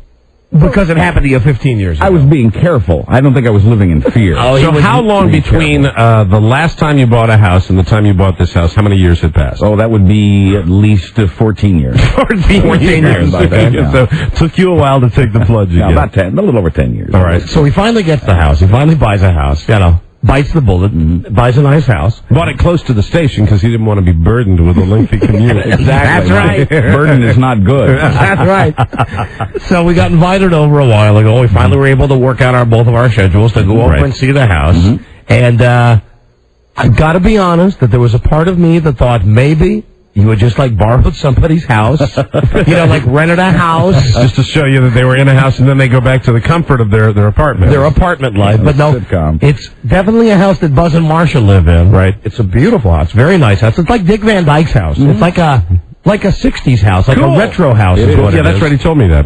And when you go in the house, I know you could relate to this, Mike. The first thing that Frida and I said, we went in the house, we said, it's obvious that Buzz and Marcia have no children because the house is so friggin' neat. Everything is in its place. It made us sick. That is all we talked about all the way home. And as soon as we got to our house, and we opened the door, and we see, I'm sure just like your house, Mike, piles of junk everywhere, my kids' socks on the floor, school books all over, groceries out, the breakfast plate still sitting out.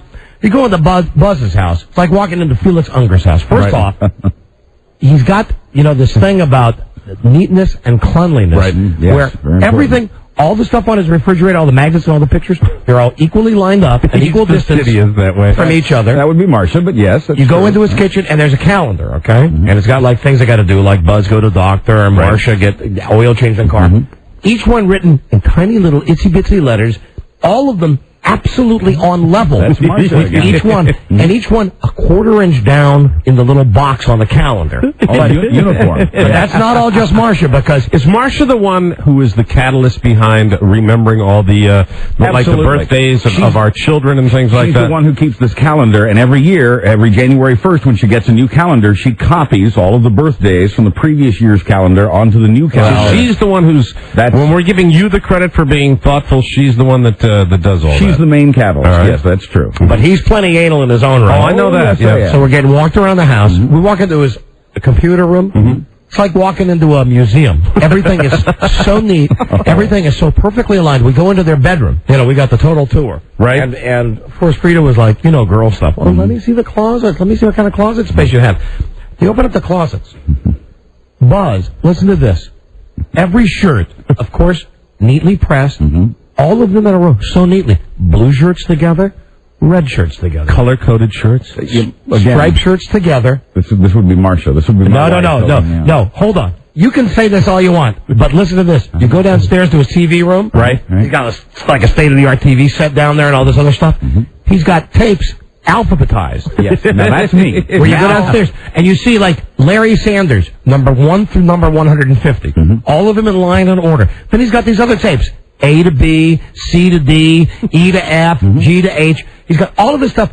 All of his CDs are lined up immaculately, all of them, alphabetically. Yes, they are. Alphabetically. Unbelievable. Alphabetically, his CDs, it starts like with ABBA and America, right? All the way through ZZ Top. Sure, that's right. You throw a couple of Rugrats in the house, you're not doing that. That's not getting done. No, that's not going to happen. Right. That's what we kept saying as we were walking around the house. Frida and I just said, do you believe this? Yeah. And you know how we make ourselves feel better? Rather than just say we're slobs and they're very neat, we'd say, well, they don't have children. Oh, that's the excuse. That's the excuse, and it's a valid. It is a valid excuse. Sure it is. I mean, I came out of my shower today, and I go looking down. I look in the living room. Half the living room floor, a sequence of baby carrots. Wait, I got to spread out on the floor by my 1-year-old. Two more things I got to tell you. Workout room. Right. You go into the workout room. He's got like one of those health cycles in there. Right. He's got his shoes neatly in a little corner where it's the spot for the shoes. Those are your workout shoes? Yes, they are. And he's got like these little 5-pound dumbbells. Right. And they're crossing each other when he's got them laid down on the floor. It's like you go into the room where we have like our exercise stuff. Crap's all over the place. Weights are all over the place. Sure. The machines are all half undone where the kids have been playing around. His stuff all very neat, but that's not the worst. The worst had to be. No, there's a time. Right. There's a time for the worst between his basement. Now, our basement, I'm sure, is like yours, Mike, and like all regular people. Yeah. The basement is the room in the house where you just shove all the junk. Storage area. Right? We have that. You go into Buzz's. Buzz's basement and storage area. All the boxes neatly one on top of the other. And every box has got like a sticker on it with Buzz's neat handwriting going, travel logs. Right. He's got a box of those DJ tapes, pants from this era, shirts from this era. But that's not the worst. What? You go into his workbench. Okay? You got like a little Bob Vila area. Right, I do. Very proud of it. You walk in, you would not know that the man's ever done any work because it looks like something, again, that should be in a museum. Where there's the workbench. Does he have power tools? Yes, and they're all perfectly hanging on the little hooks, which are each and clean. Yes, absolutely. You can clean note this table. That's right. And they're all equally like 3 inches apart. Everything in its place. So when you like punch a hole in your wall for drywall, like you want to hang something up, do you like clean off the little drill head and the screwdriver head and vacuum up the dust from the drywall? Sure. And the carpets. Always leave the campsite neater than you found it. Jesus Christ. His carpets. So true. We talked about the carpets when we left this. We said, do you believe? And they have cats. Okay? Right. They have cats, but you should see their carpets. Like brand new carpeting. And then Buzz is walking me around and he's saying, you see all these doorknobs? They're all brand new. Brand new, very clean doorknobs. You see all of the outlets? You see where you plug in the outlets? All brand new. They're all brand new. See this lighting fixture? Brand new. Look at it. Very modern, very nice. And you must have said to me 10 times, have I told you all of the doorknobs I replaced. Brand new doorknobs. Brand new proud of that. So you've really improved the property since you moved into it. I've tried to, make it a little more modern, a little cleaner. A little more you. Sure. So we were generally feeling pretty bad about ourselves after spending a couple hours at Buzz's house. It's depressing, isn't it? We went to dinner, and then the last thing I have to tell you about, we're sitting at dinner. We went to a nice Thai restaurant on Saturday night, and I have to give Frida some credit here. She does know how to stir it up. Yes, she does. We're sitting there, having a nice dinner, talking. All of a sudden, Frida says, how long have you two been together? And Buzz says, of course, like the perfect romantic thing. This past Valentine's Day was our 25th Valentine's together. That's true. More gratuitous applause. Yeah, blah, blah, blah. So I'm just sitting there going, oh, Jesus, Mr. Perfect. Clean house, God. 25 years. Then Frida says, out of all the time you've been together, every couple's had ups and downs. We've had our ups. You're talking about me and her. We've had our ups and downs. Right. What was the one year that was really not that great? Okay? There's she a good conversation. She says that to Buzz and Marsha, and they think about it. Now they're thinking about it. That is so your wife, too. I can see her saying that, too. It was going too well, wasn't it? We're chewing our food, and then she goes, well, what do you think? And Marsha says, she sits and she goes, well, I gotta be honest. They've all been pretty great. I can't come up with a bad one. And I looked at Buzz, and I knew Buzz had one. I said, oh, well, I know Buzz has a year.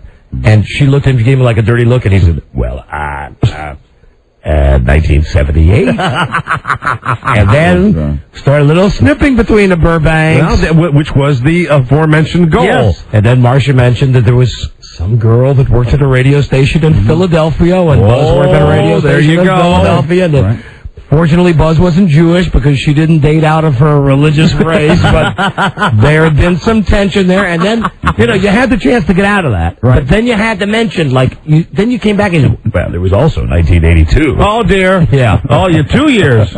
Yeah. Well, no, just one, I think. One. No, you mentioned the second year, though. Well, he's got to modify. They probably went home that night and modified it a little bit. I mean, that's the way it works. So it was just too much of a perfect evening, and your wife will stir the soup a little bit. And she did. When that goes on. She absolutely did. But then I noticed your wife stirred the soup right back. Now, this was a little undercurrent that had been playing at this dinner, okay? So Frida says, think about what's the year that you've had that wasn't perfect, right? So then Marsha says, after we go through this, Buzz's wife says, well, we remember when you two split up.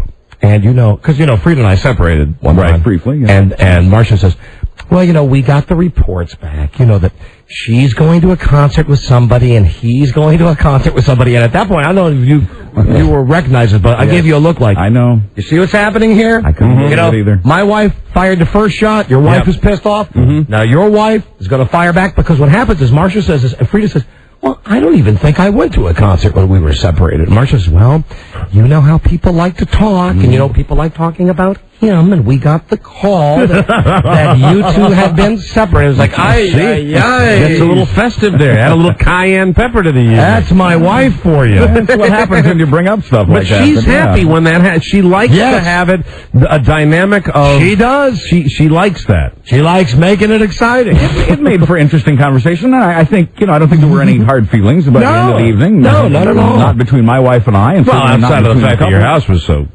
Was he? And even the fruit cup. That's the last thing I got to say. We have to do a break. The fruit cup. Okay, that we went back to Buzz's for dessert. Okay, right. The perfect couple, of course. We went over there and they go, we know you're not eating sweets for Lent, so we have wonderful fruit. And the fruit was like, that's so thoughtful, though. Where did you? Funny. Where did you? Where did you go to find this fresh fruit? And every cube, the fruit was cubed. Right. Every cube of the same size.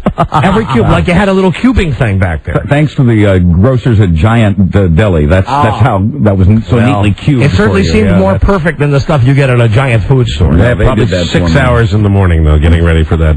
Just picked it up at the store that day, along with cleaning the house because we knew we were going to have company. And I've been to your house, and your house is clean. My house is a pigsty, and I guarantee if we went to your house right now, your house is not that bad. My house is a total pigsty. Well, I swear to God. Poker, outside of the fire. I mean, when they set my house on fire, it was pretty nifty. I thought. Well, it's like hiding behind the everything swept in the corner. Right. Open. It's like our house too. You open the certain. There's always that one room. Yeah. Well, say, hey, the house looks great. Don't go in there. No, maybe more than one room. So that's all we talked about the whole way home. It's like we said, hey, we had a good time. Yeah, we really miss socializing with Buzz and Marsha. Do you believe how clean their house was? You think it's always that clean? Yes. Well, They don't have children, you know. Well, I know. Well, blah, blah, blah, blah, blah, blah, blah. I could send an almost 2-year-old and an almost 4-year-old over there, and you have baby carrots all over your carpet.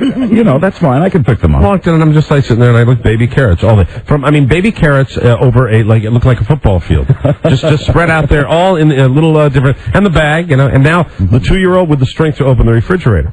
So forget about chaos. Forget. I mean, what's the point? You know what I'm going to do? I'm taking up the carpeting. We're just going to walk on plywood. In his bathrooms. Mm-hmm. Oh. Meticulous. The bathrooms? Okay, first off, he's got the organizers in every bathroom. Right. And it's like, I'm sure in your bathroom, same as in ours, Mike, there's like hair on the floor and half a soap and like all the shampoos and junk are open up. And don't even get me to the part between the little bowl thing, the seat and where the back is, that area back in there. Crud should be maintained. That isn't, but isn't. Join the club. It's the best of Don and Mike. That's it.